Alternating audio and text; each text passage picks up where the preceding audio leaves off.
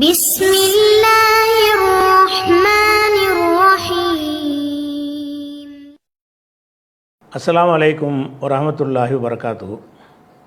அன்பிற்குரிய சகோதர சகோதரிகளே, உஸ்மான் ரலியல்லாஹு அன்ஹு அவர்கள் அநியாயமாக கொல்லப்பட்ட செய்தியை அடிப்படையாக வைத்து 10 நபித்தோழர்கள் வரலாறு என்ற தலைப்பில் நம்ம விரிவாக ஒரு விளக்கம் எடுத்து வைத்திருந்தோம்.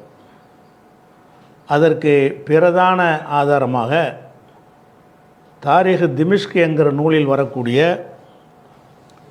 சயீத் இப்னுல் முஸையப் என்ற தாபியை அறிவிக்கக்கூடிய ஒரு ஹதீஸை எடுத்து வைத்து அந்த ஹதீஸுடைய முழு விவரங்களையும், அதில் அவர் எப்படியெல்லாம் உஸ்மான் ரலியல்லாஹு அன்ஹு அவர்கள் அநீதிழைக்கப்பட்டிருக்கிறார்கள், அதில் அலி ரலியல்லாஹு அன்ஹு அவர்கள் தடுத்திருக்க முடிந்தும் கூட அவங்க தடுக்காமல் பல விஷயங்களை செய்தார்கள் என்பதை அந்த செய்தியை ஆதாரமாக வைத்து நம்ம விரிவாக விளக்கியிருந்தோம். இதற்கு மறுப்பு சொல்ல வந்த முஜாஹித் அவர்கள் இது உரையாற்றி பல மாதம், ஒரு வருடம் ஓடுகிறது, நெருங்கிவிட்டது. இவர் ஒரு வருடமாக பதிலை தயார் பண்ணியிருக்கார். தயார் பண்ணிவிட்டு இப்போ பதில் சொல்ல வந்த இதுக்கு தவறுன்னு கண்டா உடனே அதுக்கு மறுப்பு சொல்லணும்ல, தேடி தேடி பார்த்துருக்கிறார். பார்த்துட்டு இப்போ என்ன செய்கிறாருன்னா ஒரு மறுப்பு ஒன்று போட்டு, நீங்கள் சொன்ன அந்த செய்தி பலவீனமான செய்தி, காரணம் அதில் முகமது பின் ஈசா என்பவர் இதை அறிவிக்கிறாரு, இப்னு அபி திப் என்பாரிடமிருந்து அறிவிக்கிறாரு, அவங்க 2 பேருக்கு மத்தியில் ஒரு ஆள் விடுபட்டிருக்கிறாரு, அதை அவர் மறைச்சிட்டாரு அப்படிங்கிற ஒரு வாதத்தை வைத்து இந்த ஹதீஸை பலவீனம் என்று சொல்லியிருந்தார். 2வதுலையும் 3வதுலையும் 2வது தொடர்லையும் 3வது தொடர்லையும் அவர் அதுக்கு பலவீனம் என்று சொல்வதற்குரிய எல்லா வாதங்களுக்கும் நம்ம மறுப்பு சொல்லிவிட்டோம். அது சரியானது என்பதை நம்ம நிறுவியிருக்கிறோம். இப்போ அதை விமர்சிக்கிற வகையில் என்ன செய்கிறாருன்னு கேட்டால், அந்த ஹதீஸில் ஹிஷாம் இப்னு அம்மார் என்ற ஒரு அறிவிப்பாளர் வர்றார். அந்த ஹிஷாம் இப்னு அம்மார் என்கிற அறிவிப்பாளருடைய விஷயத்தை எடுத்து வைத்து கொண்டு அதுதான் அவருடைய முதல் மறுப்பாக கூட போட்டிருந்தார். என்ன போட்டிருந்தாருன்னு கேட்டால், இந்த ஹிஷாம் இப்னு அம்மார் என்பவரை பற்றி பிஜேயே அவர் பலவீனமானவர்னு முன்னாடி சொல்லியிருக்கிறாரு. புகாரியில் இடம்பெற்ற ஒரு ஹதீஸை பலவீனம் என்று சொல்லியிருக்கிறாரு. காரணம் ஹிஷாம் இப்னு அம்மார் வர்றதுனால. அதே ஹிஷாம் இப்னு அம்மார் இந்த ஹதீஸ்லையும் வருகிறார் அப்படின்ற ஒரு வாதத்தை வைத்திருந்தார் முதல்ல. அதுக்கு தான் நம்ம மறுப்பு கொடுத்துருந்தோமா. அந்த மறுப்பில் அவர் என்ன சொல்கிறாருன்னு கேட்டால், ஹிஷாம் இப்னு அம்மார் வரக்கூடிய அந்த செய்தி பலவீனம் கிடையாது. அதாவது புகாரில் வரக்கூடிய 4 இடத்துல வருதில்ல, 4 இடத்தில் அது வருகிறது. 2 இடத்துல ஹத்தசனா என்று எனக்கு அறிவித்தார் ஹிஷாம் அப்படின்னு புகாரி சொல்லுவார். 2 இடத்துல 2 ஹதீஸுக்கு கால ஹிஷாம் இப்னு அம்மார் சொன்னார் அப்படின்னு சொல்லுவார். நம்ம இந்த 2க்கும் வித்தியாசம் இருக்கிறது என்பதை விளக்கி அவர் எதையெல்லாம் ஹத்தசனா என்று எமக்கு சொன்னார் என்று பதிவு செஞ்சிருக்கிறாரோ அந்த 2 ஹதீஸ் தான் சரியான ஹதீஸ், ஆதாரபூர்வமான ஹதீஸ். எதில் கால சொன்னார்னு மட்டும் சொல்கிறாரோ அது புகாரி நேர கேட்டது கிடையாது அப்படிங்கிற விவரத்தை நம்ம விளக்கியிருந்தோம். விளக்கி உங்களுக்கு அந்த இமேஜை எடுத்து காட்டி அதை விரிவாக விளக்கியிருந்தோம்.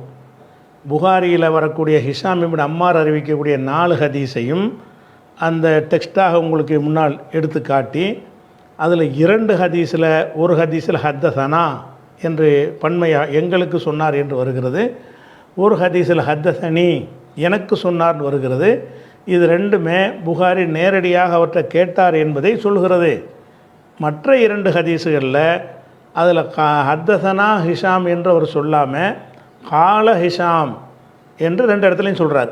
கால Hisham ibn Ammar, Hisham ibn Ammar சொன்னதாக 2 இடத்தில் அவர் சொல்கிறார். அப்போ நம்ம என்ன செய்யணும்னா இந்த இந்த இந்த இது புகாரி நேர கேட்டதாக சொல்லலை. இந்த கேட்ட உடையிலேருந்து உங்களுக்கு என்ன விளங்குது, 2ல் தான் எனக்கு அறிவித்தாருங்கிறார், 2ல் காலன்னு சொல்கிறார். அதனால் காலன்னு சொன்ன காரணத்தினால தான் அங்கே யாரோ விடுபட்டு இருக்கிறார்கள் என்கிற அடிப்படையில் நம்ம பலவீனம் என்று சொன்னோமே தவிர ஹிஷாம் இப்னு அம்மார் பலவீனமானவர் என்பதற்காக நம்ம சொல்லவில்லை. இதை தான் அந்த விமர்சனத்தில் சொன்ன விஷயம். இதுக்கு என்ன செய்கிறாருன்னா, மறுப்புங்கிற பேரில் சொல்லும் பொழுது காலங்கிறது ஹத்தசனா என்கிறதும் அன் என்பதும் எல்லாமே ஒன்று தான். அவருடைய வாதம் என்னன்னு கேட்டால், ஹிஷாம் இப்னு அம்மார் என்று சொன்னாலும் எமக்கு அறிவித்தார்னு அர்த்தம். அது மாதிரி ஹத்தசனா ஹிஷாம் என்று சொன்னாலும் அதுதான் அர்த்தம். அன் ஹிஷாம் இப்னு அம்மார் என்று சொன்னாலும் அதுதான் அர்த்தம். அப்படிங்கிறத அந்த மறுப்பில் ஒரு இடத்தில் இல்லை, பல இடங்களில் திரும்ப திரும்ப என்ன செய்கிறாரு, அதை ஒவ்வொரு இடத்தையும் திருப்பி திருப்பி அதை சொல்கிறார். ஒரு மாணவர் ஒரு ஆசிரியர்கிட்ட எனக்கு சொன்னார் என்று சொன்னாலும் சரி, சொன்னார் என்று சொன்னாலும் சரி, அதெல்லாம் இல்லாமல் அன் போட்டு அறிக்கிற தொட்டும் என்று வந்தாலும் சரி, அசில் அவர் அந்த ஆசிரியர்கிட்ட கேட்டார்ன்றது தான். அவர் அந்த ஆசிரியர்கிட்ட கேட்டார்ன்றது தான். அவர் சொன்னார் என்று சொன்னாலும் சரி, எனக்கு சொன்னார் என்று சொன்னாலும் சரி, சரியா, எங்களுக்கு சொன்னார் என்று சொன்னாலும் சரி, நான் கேட்டேன் என்று சொன்னாலும் சரி, அவரை தொட்டும் என்று வந்தாலும் சரி, அசில் அவர்கிட்ட அவர் கேட்டார். ஆசிரியரே, எல்லாமே எதை சம்பந்தப்பட்டதுன்னா தத்லீஸோடு சம்பந்தப்பட்டதை தவிர மூளை குழம்பல் சப்ஜெக்ட்டுக்கும் இதுக்கும் சம்பந்தமே இல்லை.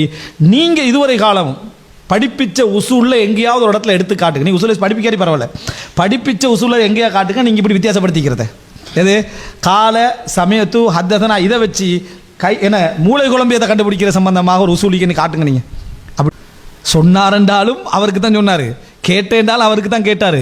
இமாம் புகாரி அப்படி செய்ய வேண்டிய அவசியம் உண்டு இல்லை. அவர் முதலிஸ் அல்ல. எங்கிருந்து இந்த உசூலை கொண்டு வந்தீங்க? அது சொல்கிறது மாத்திரம் இல்லாமல் இந்த காலங்கிறது புதுசாக இப்போ கண்டுபிடிச்சிருக்கிறீங்க. ஹதீஸில் இல்லாத ஒரு விதியை காலன்னு சொன்னால் நேர கேட்டதுக்கு தான் காலை, நீங்கள் நேர கேட்டது இல்லைன்னு சொல்லி புதுசாக கண்டுபிடிச்சிருக்கிறீங்க. இது வரைக்கும் அதை சொல்லலை அப்படின்னு சொல்லி அந்த வாதத்தையும் இதை தான் இன்றைக்கி பார்க்க போகிறோம். இதற்கான மறுப்பை தான் நம்ம பார்க்க போகிறோம். இதுவரைக்கும் இல்லாத உசூலெல்லாம் நீங்கள் உருவாக்கிக்கிறீங்க. இதுவரைக்கும் நான் உங்களுடைய உசூல் ஹதீஸ் நிறைய கேட்டுக்கிறேன். அதான் சொன்னேன், அழைப்பாளர்களுக்கான ஹதீஸ் கலை 14 பாகம்னு நினைக்கிறேன். ஃபுல்லாக கேட்டால் எல்லாமே ஹதீஸ் கலைன்னு வராது, இதுவும் வரும். இன்னும் அதாவது ஹதீஸ் கலையுடைய வரலாறு அப்படின்னு மாதிரி பேசினதில் அதில் நிறைய டீட்டெயில்ஸாக எடுத்து பேப்பரை வச்சுக்க நிறைய என்ன செய்வீங்க, பேசுவீங்க. அது எனக்கு 10 பாகம்னு ஞாபகம் வரும். இப்போ அதாவது அந்த நீங்களும் ஆலிமாகலாமலோ நானும் சின்ன சின்ன இதாக போகிறீங்க, ஃபிக்கு உசூல் ஃபிக்கு எல்லாம் வரும். அதில் நீங்கள் புகாரியை வாசிக்கிறீங்க. இன்னல் அதாவது கிதாபு பத்இல் வஹீல் இது வாசித்து ஒரு கிளாஸ் வருது. புகாரி ஃபுல்லாக வாசிக்க முடிக்கிற பிளானில் வைக்கிறார். அப்போ அது ஃபுல்லாக கேட்டுக்கிறேன். இப்போ நீங்கள் ஆலிமகலாமடத்தை உசூல் ஹதீஸ் நடத்திட்டு போகிறீங்களே, அது முழுசாக கேட்டுக்கிறேன். தத்லீஸை பற்றி நீங்கள் நிறைய எழுதிக்கிறீங்க, முதுரஜை பற்றி பேசிக்கிறீங்க, மற்ற பற்றி எழுதிக்கிறீங்க. இது வரைக்கும் இப்படி ஒரு உசூல் நீங்கள் சொல்லலை. இப்போ சொல்ல போகிற உசூல் சரியா?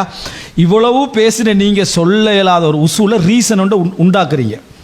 அது என்ன ரீசன்டா? இப்போ நீங்கள் பார்க்குறீங்க, நீங்கள் அந்த இடத்துல பொதுவாக சொல்லிட்டு பேசுனீங்களே, என்ன புகாரி இமாம் இது எப்போ எடுத்தாருன்னு விளங்க. நீங்கள் எப்படி சொன்னீங்க, புறம் என்ன விளக்கம் சொல்கிறீங்கன்னு பாருங்கள்.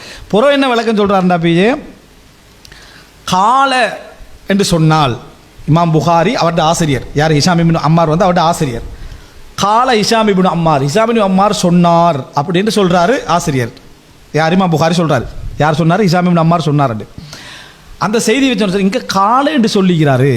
அப்போ நேரடியாக கேட்கல, கன்ஃபார்ம் ஆகுது. நேரடியாக கேட்கலன்னு கன்ஃபார்ம் ஆகுது. எனக்கு சொன்னார் என்று சொல்லியிருந்தால் தான் நேரடியாக கேட்டேன் கன்ஃபார்ம் ஆகும். இப்போ ஹிஷாம் இப்னு அம்மார் சொன்னார் என்று சொல்லிக்கிறீங்களே, அப்போ இது கேட்கலன்னு கன்ஃபார்ம் ஆகுது. எனவே இது குழப்ப நிலைக்கு பிறகு என்ன அறிவிச்சாரா இல்லையான்ற ஒரு கன்ஃபியூஷன் அங்கே என்ன செய்யுது, ஏற்படுது. அதனால் இது பலகீனமானது.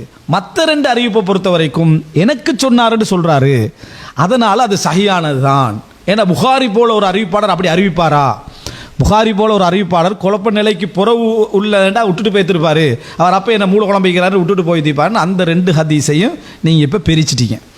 எதை வச்சு பிரிச்சிங்கன்னா, சொன்னார் எனக்கு சொன்னார், சொன்னார் எனக்கு சொன்னார். தனது ஆசிரியரிடமிருந்து, தான் கேட்ட தான் படித்த ஆசிரியரிடமிருந்து சொன்னார் என்று சொன்னால் நேரடியாக கேட்கவில்லை. சொன்னார்ன்னு சொன்னால் நேரடியாக கேட்கவில்லை. எனக்கு சொன்னார் என்று சொன்னால் நேரடியாக கேட்டவர் என்ற உசூலை நீங்கள் இப்போ தான் உருவாக்கிக்கிறீங்க. கால சொன்னார் எனக்கு சொன்னார் கதையை பேசலை. ஃபஸ்ட்டுக்கு சரியா? மௌலவி பிஜே என்ன செஞ்சிருக்கீங்க? அப்போ அப்படி ஒரு உசூல் இருந்தால் இவ்வளோ தெளிவாக விளங்கப்படுத்துகிற இடத்துல இதில் வந்து கால அவர் சொன்னார்னு மட்டும்தான் வந்திருக்குது. அதனால் இது வந்து அவர் நேரடியாக கேட்கலன்றதுல கன்ஃபார்ம் ஆகுதுன்னு சொல்லணும். அந்த காலையோட சப்ஜெக்டே வரலை. ஏன்னா மௌலவி பிஜேக்கும் தெரியும் இந்த காலைக்கும் மூல குழம்புறதுக்கும் சம்மந்தம் இல்லை. இன்னும் முரணாத்தான் நீங்கள் பேசினீங்க, சரியா? ஆனால் மறுப்பு சொல்கிற சந்தர்ப்பத்தில் என்ன சொல்லிட்டீங்கன்னா கொஞ்சம் ஆழமாக இறங்கினீங்க. இறங்கி இதுவரைக்கும் இல்லாத உசூலெல்லாம் நீங்கள் உருவாக்கிக்கிறீங்க. இதுவரைக்கும் நான் உங்களுடைய உசூல் ஹதீஸ் நிறைய கேட்டுக்கிறேன். அதான் சொன்னேன், அழைப்பாளர்களுக்கான ஹதீஸ் கலை 14 பாகம்னு நினைக்கிறேன். ஃபுல்லாக கேட்டால் எல்லாமே ஹதீஸ் கலைன்னு வராது, இதுவும் வரும். இன்னும் அதாவது ஹதீஸ் கலையுடைய வரலாறு அப்படின்னு மாதிரி பேசினதில் அதில் நிறைய டீட்டெயில்ஸாக எடுத்து பேப்பர் வச்சுக்க நிறைய என்ன செய்வீங்க, பேசுவீங்க. அது எனக்கு 10 பாகம்னு ஞாபகம் வரும்.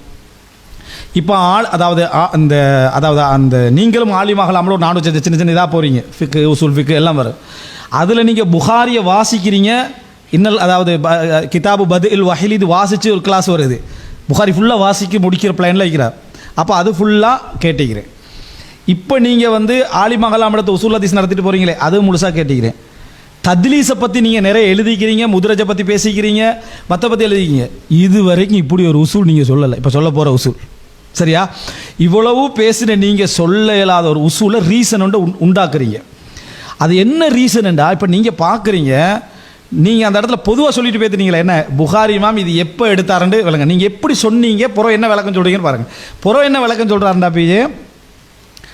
கால என்று சொன்னால் இமாம் புகாரி அவருடைய ஆசிரியர் யார்? ஹிஷாம் இப்னு அம்மார் வந்து அவருடைய ஆசிரியர். கால ஹிஷாம் இப்னு அம்மார் சொன்னார் அப்படின்னு சொல்கிறாரு ஆசிரியர். யார்? இமாம் புகாரி சொல்கிறாரு. யார் சொன்னார்? ஹிஷாம் இப்னு அம்மார் சொன்னார். அந்த செய்தி வச்சு இங்கே காலை என்று சொல்லிக்கிறாரு. அப்போ நேரடியாக கேட்கல, கன்ஃபார்ம் ஆகுது. நேரடியாக கேட்கலன்னு கன்ஃபார்ம் ஆகுது. எனக்கு சொன்னார் என்று சொல்லி இருந்தால் தான் நேரடியாக கேட்டு கன்ஃபார்ம் ஆகும். இப்போ ஹிஷாம் இப்னு அம்மார் சொன்னார்ன்னு சொல்லிக்கிறீங்களே, அப்போ இது வந்து கேட்கலன்னு கன்ஃபார்ம் ஆகுது. எனவே இது வந்து குழப்ப நிலைக்கு பிறகு என்ன அறிவிச்சாரா இல்லையான்ற ஒரு கன்ஃபியூஷன் அங்கே என்ன செய்யுது, ஏற்படுது. அதனால் இது பலகீனமானது. மற்ற 2 அறிவிப்பை பொறுத்த வரைக்கும் எனக்கு சொன்னார்ன்னு சொல்கிறாரு. அதனால் அது சஹியானது தான். ஏன்னா புகாரி போல ஒரு அறிவிப்பாளர் அப்படி அறிவிப்பாரா? புகாரி போல ஒரு அறிவிப்பாளர் குழப்ப நிலைக்கு புறவு உள்ளடா விட்டுட்டு போய்த்திருப்பார். அவர் அப்போ என்ன மூல குழம்பிக்கிறாரு விட்டுட்டு போய்த்திருப்பாருன்னு அந்த 2 ஹதீஸையும் நீங்கள் இப்போ பிரிச்சிட்டீங்க. எதை வச்சு பிரிச்சிங்கன்னா, சொன்னார் எனக்கு சொன்னார், சொன்னார் எனக்கு சொன்னார். தனது ஆசிரியரிடமிருந்து, தான் கேட்ட தான் படித்த ஆசிரியரிடமிருந்து சொன்னார் என்று சொன்னால் நேரடியாக கேட்கவில்லை. சொன்னார்ன்னு சொன்னால் நேரடியாக கேட்கவில்லை. எனக்கு சொன்னார் என்று சொன்னால் நேரடியாக கேட்டவர் என்ற உசூலை நீங்கள் இப்போ தான் உருவாக்கிக்கிறீங்க. இதில் வந்து என்ன சம்பந்தம் இருக்குன்னு சொன்னால், நேரடியாக சொன்னாரா நேரடியாக சொல்லலைன்ற புரியறதுல மட்டும்தான் சம்பந்தம் இருக்குது. அப்படி ஒரு குற்றச்சாட்டு புகாரிக்கு இல்லை. ஆசிரியர் வழியாக அவர் எனக்கு கேட்டேன்னு சொன்னாலும் சரி, கேட்டேன்னு சொன்னாலும் சரி, எனக்கு சொன்னார்னு சொன்னார்னு சொன்னாலும் சரி, தொட்டு மட்டும் போட்டு அறிவித்தாலும் சரி, அவர்கிட்ட தான் நேரடியாக கேட்டார்னு புரிஞ்சுக்கொள்ளணும். ஆசிரியர்கிட்ட அறிவிச்சா அது இயற்கையான ஒரு விதி, இது எல்லாரும் தெரிஞ்ச விஷயம். ஆனால் நீங்கள் என்ன செய்றீங்க, இதுக்கு என்ன செய்யணும் அப்படின்றதுக்காண்டி இப்போ இந்த 2வது உசூலில் என்ன செஞ்சிடறீங்கன்னா, காலை என்று சொல்கிற 2 ஹதீஸ், காலை என்று சொல்ல 2 ஹதீஸ்ன்னு பிரிச்சுட்டீங்க. அப்போ புதிய உசூல் மூளை குழம்புறதை கண்டுபிடிக்கிறதுக்கு என்ன, எனக்கு சொன்னார்ன்றதும் சொன்னார்ன்றதை அடையாளமாக எடுக்கிறது. புகாரி வந்து காலன்னு போட்டிருக்காரு, அவருக்கு நேரம் சொன்னது யாருன்னு சொல்லலை அப்படின்னு நான் சொல்லியிருந்தேன்ல, அதுக்கு மறுப்பா என்ன சொல்கிறாருன்ற அந்த நான் பாருங்கள். அதுக்கு எந்த குறிப்பும் இல்லை என்று சொல்கிறார். காலன்னு வந்திருக்கிறது, காலன்றால் நேர கெட்டந்தான் அர்த்தம் அப்படிங்கிறார். இது வரைக்கும் இல்லாத ஒரு புது உசூலை உண்டாக்கிட்டீங்களேன்னு நான் புது உசூலை உண்டாக்குனேங்கிறத வந்து திரும்ப திரும்ப பதிய வைக்கிறார்.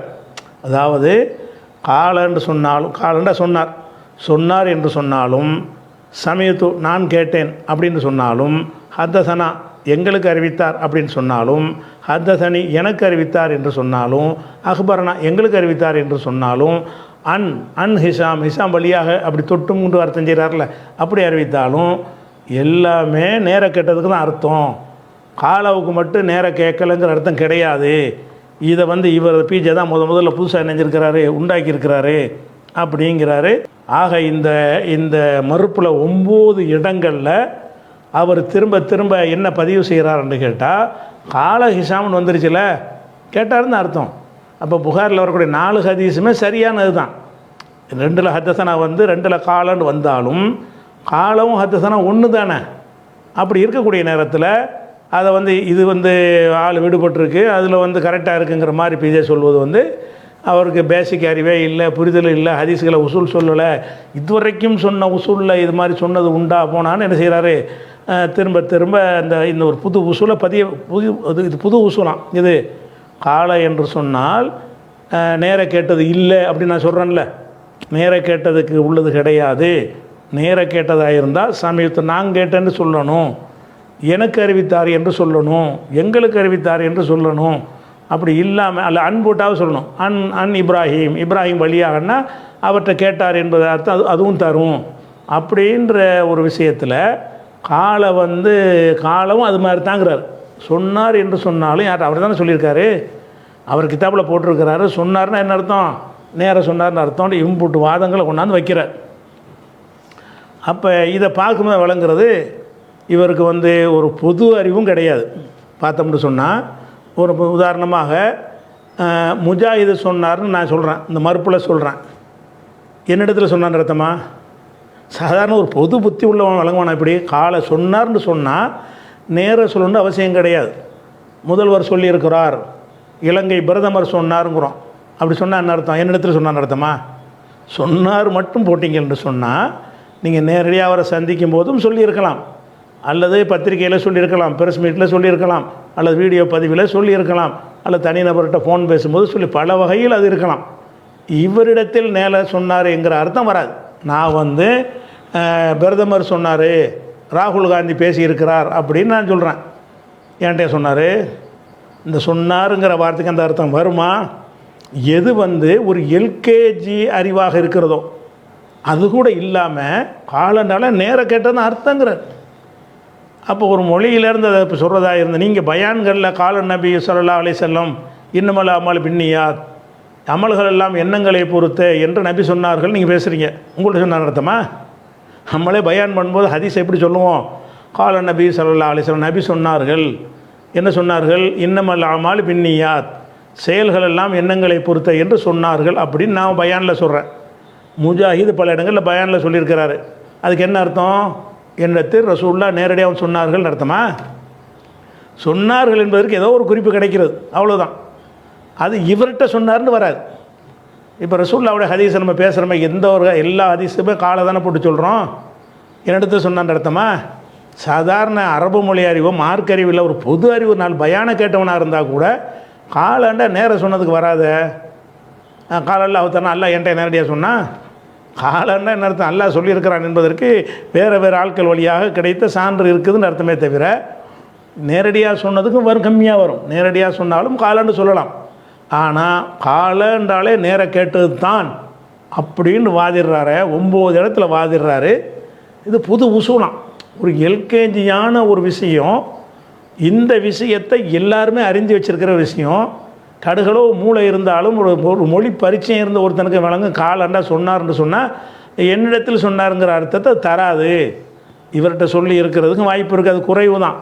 ஏதோ ஒரு வகையில் அவர் சொல்லியிருக்கிறார், அந்த வார்த்தையே அவர் சொல்லி இருக்கிறார் என்பதற்கு பேப்பரில் படிச்சிருப்பார், டிவியில் பார்த்துருப்பார். ஏதோ ஒரு வகையில் உறுதிப்படுத்தி கொண்டு பிரதமர் சொன்னார், முதலமைச்சர் சொன்னார், எதிர்க்கட்சி தலைவர் சொன்னார், அண்ணன் சொன்னார், தம்பி சொன்னார், மாமா சொன்னார், மச்சான் சொன்னார், அம்மா சொன்னாங்கங்கிறோம்.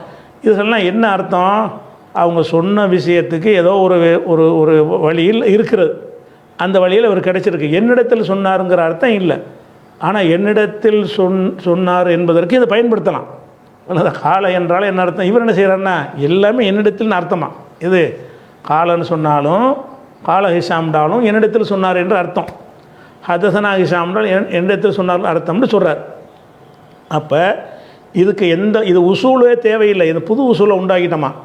இதாயா மனிதன் படைக்கப்பட்ட காலத்திலிருந்து இருக்கக்கூடிய உசூல், மொழி தோன்றிய காலத்திலிருந்து உள்ள உசூல் இதுதான். சொன்னார் என்பதை வந்து இப்படி தான் எந்த மொழியில் சொன்னாலும் சரி, நீ அரபியில் பேசு, நீ இங்கிலீஷில் பேசு, தமிழில் பேசு, சொன்னார்னா என்ன அர்த்தம்? அதை வந்து நம்ம கேட்காத விஷயத்திற்கு முடி சொல்லலாம்.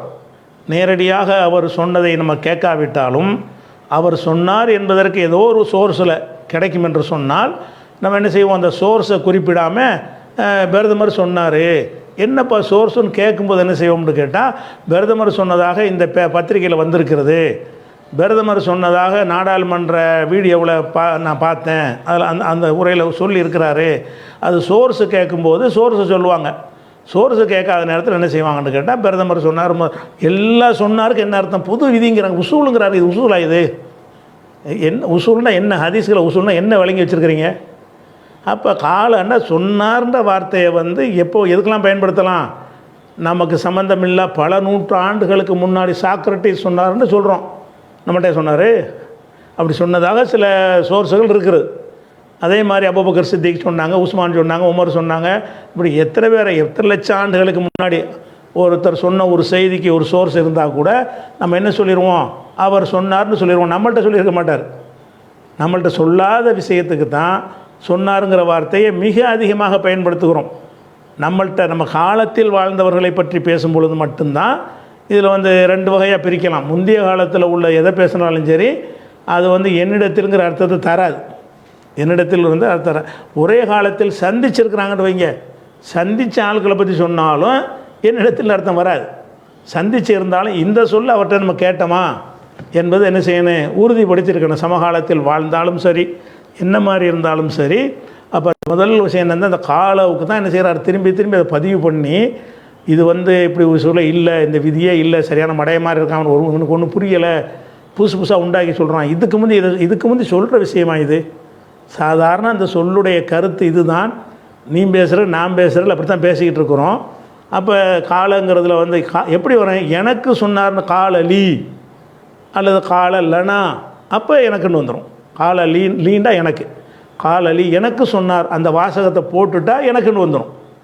காலலனான்னு போட்டுட்டா எங்களுக்குன்னு வந்துடும்.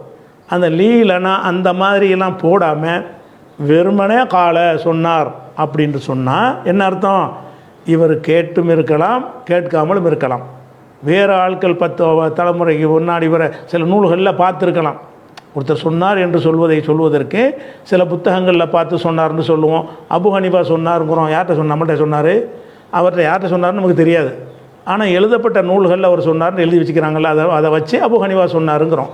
அப்போ அபு ஹனீஃபா சொன்னார்ன்னு நான் சொன்னேன்னு சொன்னால் எனக்கு சொன்னார்னு அர்த்தமா? இப்படி எவனாச்சும் இப்படி உலகத்தில் பேசியிருக்கிறானா? எவனாச்சும் அபு ஹனீஃபா சொன்னார் என்பதற்கு வந்து அபு ஹனீஃபா என்னிடத்தில் சொன்னார்ன்னு எவனாச்சும் ஒருத்த மூளை உள்ள எவனாவது புரிஞ்சிருப்பானா? ஷாஃபி இமாம் சொன்னார்கள்னா ஷாஃபி இமாம் என்னிடத்தில் வந்து சொன்னார்கள்னு அப்படின்னு எவனாவது புரிஞ்சுக்கிட்டு கேள்வி கேட்பானா? ரசூல்லா சொன்னாங்கன்னு சொன்னால் கூட கேள்வி கேட்க மாட்டானே. ரசூல்லா ஒன்றை வந்து சொன்னாங்க அப்படின்னு எவனா கேட்க மாட்டான். ஏன்னு கேட்டால் என்கிட்ட கேட்டாங்கிற அர்த்தத்தில் அது இல்லை. அப்படி இருந்தால் தான் கேள்வி கேட்பான். அவர் சொன்னார் என்ன, அதிகபட்சமாக என்ன கேட்பான், சோர்ஸ் என்னன்னு கேட்பான். சொன்னாருங்கிற எங்கே சொன்னார், அந்த புக்கில் சொன்னார், அந்த டிவி விவாதத்தில் சொன்னார், அந்த வீடியோவில் சொன்னார், இந்த இதில் சொன்னார், அதில் சொன்னார், ஃபேஸ்புக்கில் சொன்னார், மோகன் அப்படின்ற சோர்ஸுக்கு தான் அதை சொல்லுவோமே தவிர அப்படி இல்லாமல் சொன்னோம்னு சொன்னார் என்பதற்கு இந்த 10 இடங்களில் 9 இடங்களில் பதிவு பண்ணுறாரு. எப்படிப்பட்ட ஒரு மடமையில் மூழ்கி இருந்தால் திரும்ப திரும்ப பயங்கர தத்துவம் மாதிரி சொல்லுவார். அப்போ இந்த காலங்கிற ஒரு விஷயத்தில் உண்மை கிடையாது. உண்மை என்ன தெரியுமா, இந்த காலவை தவிர அவர் நிறைய வார்த்தைகள் சொல்கிறார்ல, அந்த எல்லா வார்த்தைகளும் ஒன்று, அது மாற்றுக்கிறது கிடையாது. காலவுக்கு இது கிடையாது. ஒருத்தர் ஹத்தசனா இப்ராஹிம்ங்கிறார், நேர கேட்டார்னு அர்த்தம். அஹ்பரனா இப்ராஹிம், நேர கேட்டார்னு அர்த்தம். ஹத்தசனி இப்ராஹிம், இப்ராஹிம் எனக்கு சொன்னார், நேர கேட்டார்னு அர்த்தம். அஹ்பரணி இப்ராஹிம், இப்ராஹிம் எனக்கு அறிவித்தார், நேர கேட்டார்னு அர்த்தம். சமீஅத்து இப்ராஹிம், இப்ராஹிம் சொன்னதை நான் கேட்டேன், நேர கேட்டார்னு அர்த்தம். அப்போ இந்த அன் போட்டால் கூட அன் இப்ராஹிம், இப்ராஹிம் வழியாக இந்த அன் போட்டால் கூட அது கூட தத்ரீஸ் பண்ணாதவராக இருப்பாரையானால் அதுவும் நேர கேட்டார்னு அர்த்தம். இது எல்லாத்துக்கும் அந்த அர்த்தம் இருக்குது. ஆனால் காலவு கிடையாது. காலம் உன்னை சேர்க்கிறார், விதியை தானா இது. காலண்டு சொன்னால் ஒன்று தான், சமயத்து சொன்னால் ஒன்று தான் அப்படிங்கிறார்ல. இது முதல்ல பொது அறிவை கொண்டு இவர் வந்து ஒரு அறிவற்ற ஒரு வாதத்தை எடுத்து வைக்கிறாரு. இந்த வார்த்தையை பயன்படுத்தும் போது சிந்திச்சு பார்த்தா கூட காலம் சொன்னாருங்கிற இப்படி வரும்னு யோசிக்க வேணாம். இது பெரிய தலீலாக தேடணும். சொன்னாருங்கிறது என்னிடத்தில் சொன்னார் என்ற அர்த்தத்தை மட்டுமா தரேன்? அப்படி தான் பயன்படுத்துகிறோமா உலகத்தில்? அப்படி தான் இமாம்கள்லாம் பயன்படுத்தியிருக்கிறாங்களா? ஒரு இமாம்களுடைய கூற்றை பற்றி பேசும்போது சொன்னார்ன்றவுடனே என்னிடத்தில் சொன்னார்னு எந்த கிறுக்கனாவது புரிஞ்சுக்கிடுவானா? அப்போ இது சாதாரண ஒரு பாமரனுக்கு விளங்கக்கூடிய ஒரு விஷயத்தை கூட விளங்காமல் மண்டக்கணை ஏறி போய் அதை பார்க்கவில்லை, இதை இப்போ அவசரப்படுறாருங்கிறியே. இதுதானே அவசரப்படுறது. எவ்வளோ மண்டக்கணம் இருந்தால் எவனும் சொல்லாத ஒரு விஷயம் உலகத்திலே எவனும் சொல்லியிருக்க மாட்டான் இதுவரையும். உலகம் படைக்கப்பட்ட காலத்தில் இன்றைக்கி வரைக்கும் எவனுமே என்ன செய்ய மாட்டான்.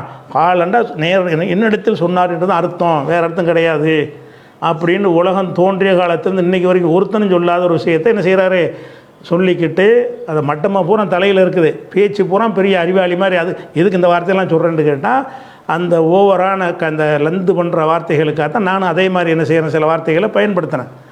இப்போ என்னென்னு கேட்டால், ஒரு ஹதீஸில் வருது, நான் ஒன்றுக்கு ஆதாரம் காட்டுவேன். ஒன்றுக்கு முதல் இப்போ லாஜிக்காக நான் சொல்லிட்டேன், ஆதாரமே இல்லாட்டாலும் இது பதில் சொல்வதற்கு தகுந்த ஒரு வாதமே இல்லை, மடமைன்னு ஒத்தவரையில் முடிக்கிற வாதம் தான். இருந்தாலும் இவருக்கு புகாரியை பற்றி எந்த பரிச்சயம் இருக்கிறது, பரிச்சயங்கிறார்ல, இவர் எந்த அளவுக்கு புகாரி வாசிச்சிருக்கிறாரு, புகாரியுடைய ஷரகை எந்த அளவுக்கு வாசிச்சிருக்கிறாரு, இந்த உசூலை எந்த அளவுக்கு படிச்சிருக்கிறாரு என்ற அறியாமையெல்லாம் காட்டணும்ல. அதுக்காகத்தான் சில விஷயங்களை நான் எடுத்துக்காட்ட போகிறேன். முதல்ல பேசிக்கான விஷயத்தை சொல்லிடுவோம். ஒரு ஹதீஸ் அறிவிக்கும் பொழுது நான் ஒரு ஆள்கிட்டருந்து அறிவிக்கும் பொழுது ஹதீஸில் அறிவிக்கும் பொழுது எனக்கு அறிவித்தாருங்கிற வார்த்தையை சொல்லிட்டோம்னா அதில் எந்த டவுட்டும் கிடையாதுல்ல. எனக்கு அறிவித்தார்னா எந்த ஒரு டவுட்டும் கிடையாது. அதாவது அஹ்பரனா, ஹத்தசனி, அஹ்பரணி, சமீத்து நான் கேட்டேன், என் காதால் கேட்டேன் அப்படின்லாம் சொன்னோம்னு சொன்னால் அதில் கேட்டதுன்னு நான் கேட்டேங்கிறார்ல, அதில் நேர கேட்ட வந்துருச்சு. இந்த அன் என்கிற வார்த்தையை போட்டால் மட்டும்தான் ரெண்டு அர்த்தம் வரும். எப்படி அர்த்தம் வரும்? இவர் இப்ராஹிம் வழியாகன்னு சொல்கிறாரு, இவர் இப்ராஹிமுடைய காலத்தில் உள்ளவரா, இப்ராஹிமை பார்த்துருக்கிறாரா, பார்த்தது மட்டும் இல்லாமல் அவர்கிட்ட கேட்டிருக்கிறாரா, அவர் வேற ஆளை இடையில் விட்டுட்டு அறிவிக்கக்கூடியவரா, இந்த குறைபாடுகள்லாம் இல்லாத ஒருவர் அன் இஸ்மாயில் அப்படின்னு சொல்வாரையானால் அவர் நேர கேட்டார்னு அர்த்தம் வரும். அன்னுக்கு மட்டும் ஒரு கண்டிஷனோடு அந்த அர்த்தம் வரும். மற்ற சொற்களுக்கு கண்டிஷன் கிடையாது. நான் கேட்டேன், எனக்கு அறிவித்தார், அந்த சொற்கள்லாம் என்ன அர்த்தம்? எனக்கு அறிவித்தார்னா எனக்கு அறிவித்தார்னு அர்த்தம். புகாரி சமீபத்தோன்னு சொல்லிட்டார், நான் கேட்டேங்கிறாரு, அவருடைய உஸ்தாது நேர கேட்டார்னு அர்த்தம். ஹத்தசனான்னு சொல்லி உஸ்தாது பேரை போட்டார், நேர கேட்டார்னு அர்த்தம்.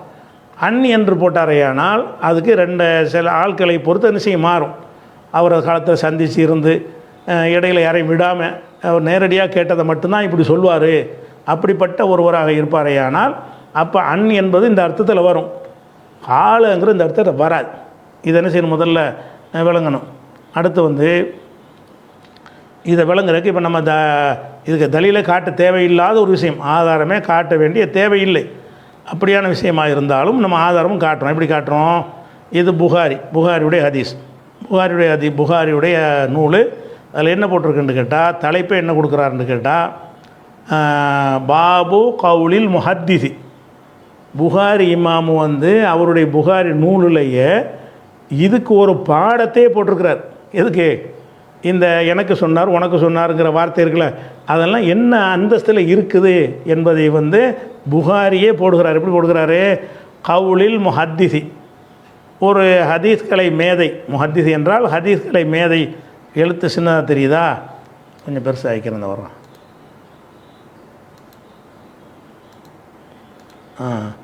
பாபு கவுலில் முஹத்திசி. முஹத்திசி என்றால் ஹதீஸ்களை அறிஞர். ஒரு ஹதீஸ்களை அறிஞர் கூறுவது ஹத்தசனா என்று கூறுவது, அஹ்பரனா என்று கூறுவது, அம்பானாலும் அதே அர்த்தம் தான். அம்பானா அஹ்பரனா எல்லாம் எனக்கு அறிவித்தான் அர்த்தம். 3 சொல்ல போடுறார். ஹத்தசனா, அஹ்பரனா, அம்பானா. இந்த 3 விதமாக ஒரு ஹதீஸ்களை அறிஞர் சொல்வாரையானால் அது குறித்து உள்ள பாடம், இது பாடத்தின் தலைப்பு போட்டு சொல்கிறாரு. கால லனல் ஹுமைதி, புகாரி சொல்கிறாரு. கால லனா போட்டார், எங்களுக்குன்னு வந்துருச்சு. அது புகார்தான் சொல்லியிருக்காரு. கால லனல் ஹுமைதி, ஹுமைதி என்னிடத்தில் சொன்னார்.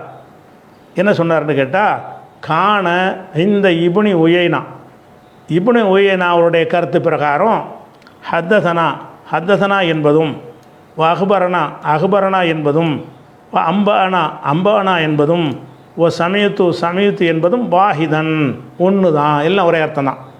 இப்னு உயைனா, சுஃபியான் இப்னு உயைனாங்கிற ஒரு சட்ட ஆய்வாளர், ஒரு அறிஞர், மதுஹப் இமாம் மாதிரி ஒரு பெரிய அறிஞர், ஹதீஸ் கலையிலையும் உள்ள ஒரு அறிஞர். அவர் சொன்னதை புகாரி எடுத்துக்காட்டுறார். என்ன எடுத்துக்காட்டுறாருன்னு கேட்டால், ஒருத்தர் ஹத்தசனா என்று சொன்னாலும், அஹ்பரனா என்று சொன்னாலும், அப்போ ஹத்தசனா என்று சொன்னாலும், அஹ்பரனா என்று சொன்னாலும், அம்பான 4 விஷயத்தை போடுறார். ஹத்தசனா, அஹ்பரனா, அம்பானா சமீத்து நான் கேட்டேன். இந்த நாளையும் பற்றி இப்னு உயைனா சொல்கிறாரு. காண இந்த இப்னு உயைனத்தில் இருந்தது இந்த 4 சொற்களும் வாஹிதன் ஒரே கருத்துடையதாகத்தான் இருந்தது. எதை சொன்னாலும் நேர கேட்டல்னு அர்த்தம், எல்லாம் சமம். இதில் என்ன வரல, கால வரல.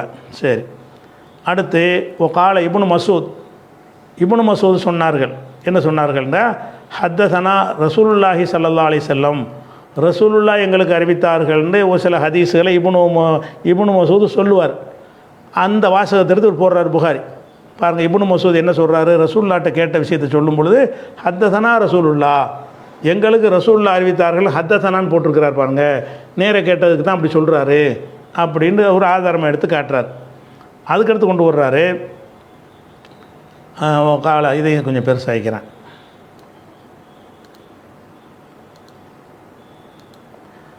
ஒகால ஷகீகுன் அன் அப்துல்லா இப்னு மசூத் வழியாக ஷகீக் என்பவர் சொல்கிறாரு, சமீஅத்து நபிய ஸல்லல்லாஹு அலைஹி வஸல்லம் கலிமத்தன், இப்னு மசூத் சொன்னாங்களாம். எப்படி சொன்னாங்க, ரசூலுல்லாவிடத்தில் ஒரு கலிமாவை, ஒரு சொல்லை நான் செவியுற்றேன் என்றும் சஹாபாக்கள் பயன்படுத்தியிருக்கிறார்கள். அதை என்ன கொண்டு வர்றாருன்னு கேட்டால், சஹாபாக்கள் ஹத்தசனா என்றும் பயன்படுத்தியிருக்கிறார்கள். அது இப்னு மசூத் ஆதாரம்.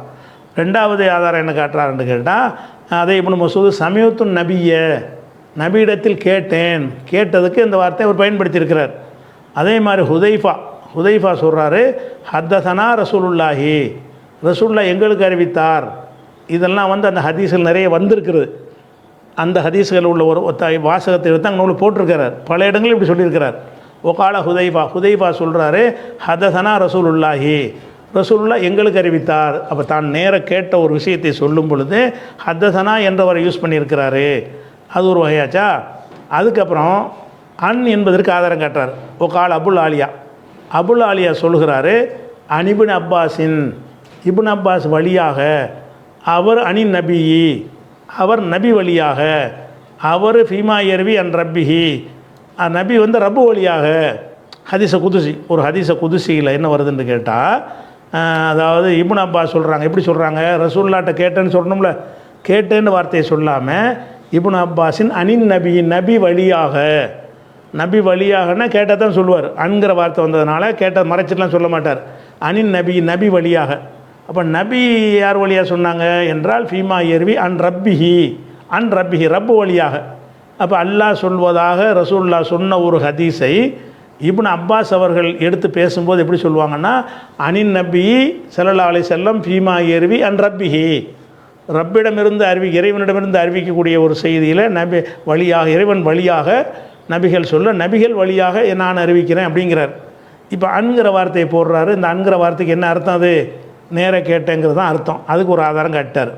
அதே மாதிரி அனசு சொன்னதாக ஒரு செய்தியை கொண்டு வர்றாரு. என்ன கொண்டு வர்றாரு, ஒகால அனசு சொன்னார்கள், அனின் நபியி அன் ரப்பிஹி, நபி ஸல்லல்லாஹு அலைஹி வஸல்லம் வழியாக, அவர்கள் ரப்பு வழியாக சொன்னார்கள் அப்படின்ட்டு அனசில் சில ஹதீஸுகளை சொல்லும் பொழுது ஹதசனா அக்பரனாவெலாம் போடாமல் அனின் நபின்றுவார், நபி வழியாகன்றுவார். நபி வழியான நபி சொன்னார்னு அர்த்தம். அன்கிற வார்த்தைங்க வந்திருக்குது. அன்கிற வார்த்தை வந்துச்சின்னு சொன்னால் நேர கேட்டேங்கிற வார்த்தைக்கு பயன்படுத்தப்பட்டிருக்கிறது. அதே மாதிரி அபூ ஹுரைரா சொல்கிறார், வகால அபூ ஹுரைரா பல இடங்களில் சொல்லியிருக்கிறார். எப்படி, அனின் நபி ஸல்லல்லாஹு அலைஹி வஸல்லம் அன் ரப்பிக்கும், நபி வழியாக, நபிகள் இறைவன் வழியாக சொன்ன செய்தி அப்படின்னு எடுத்து காட்டுவார்.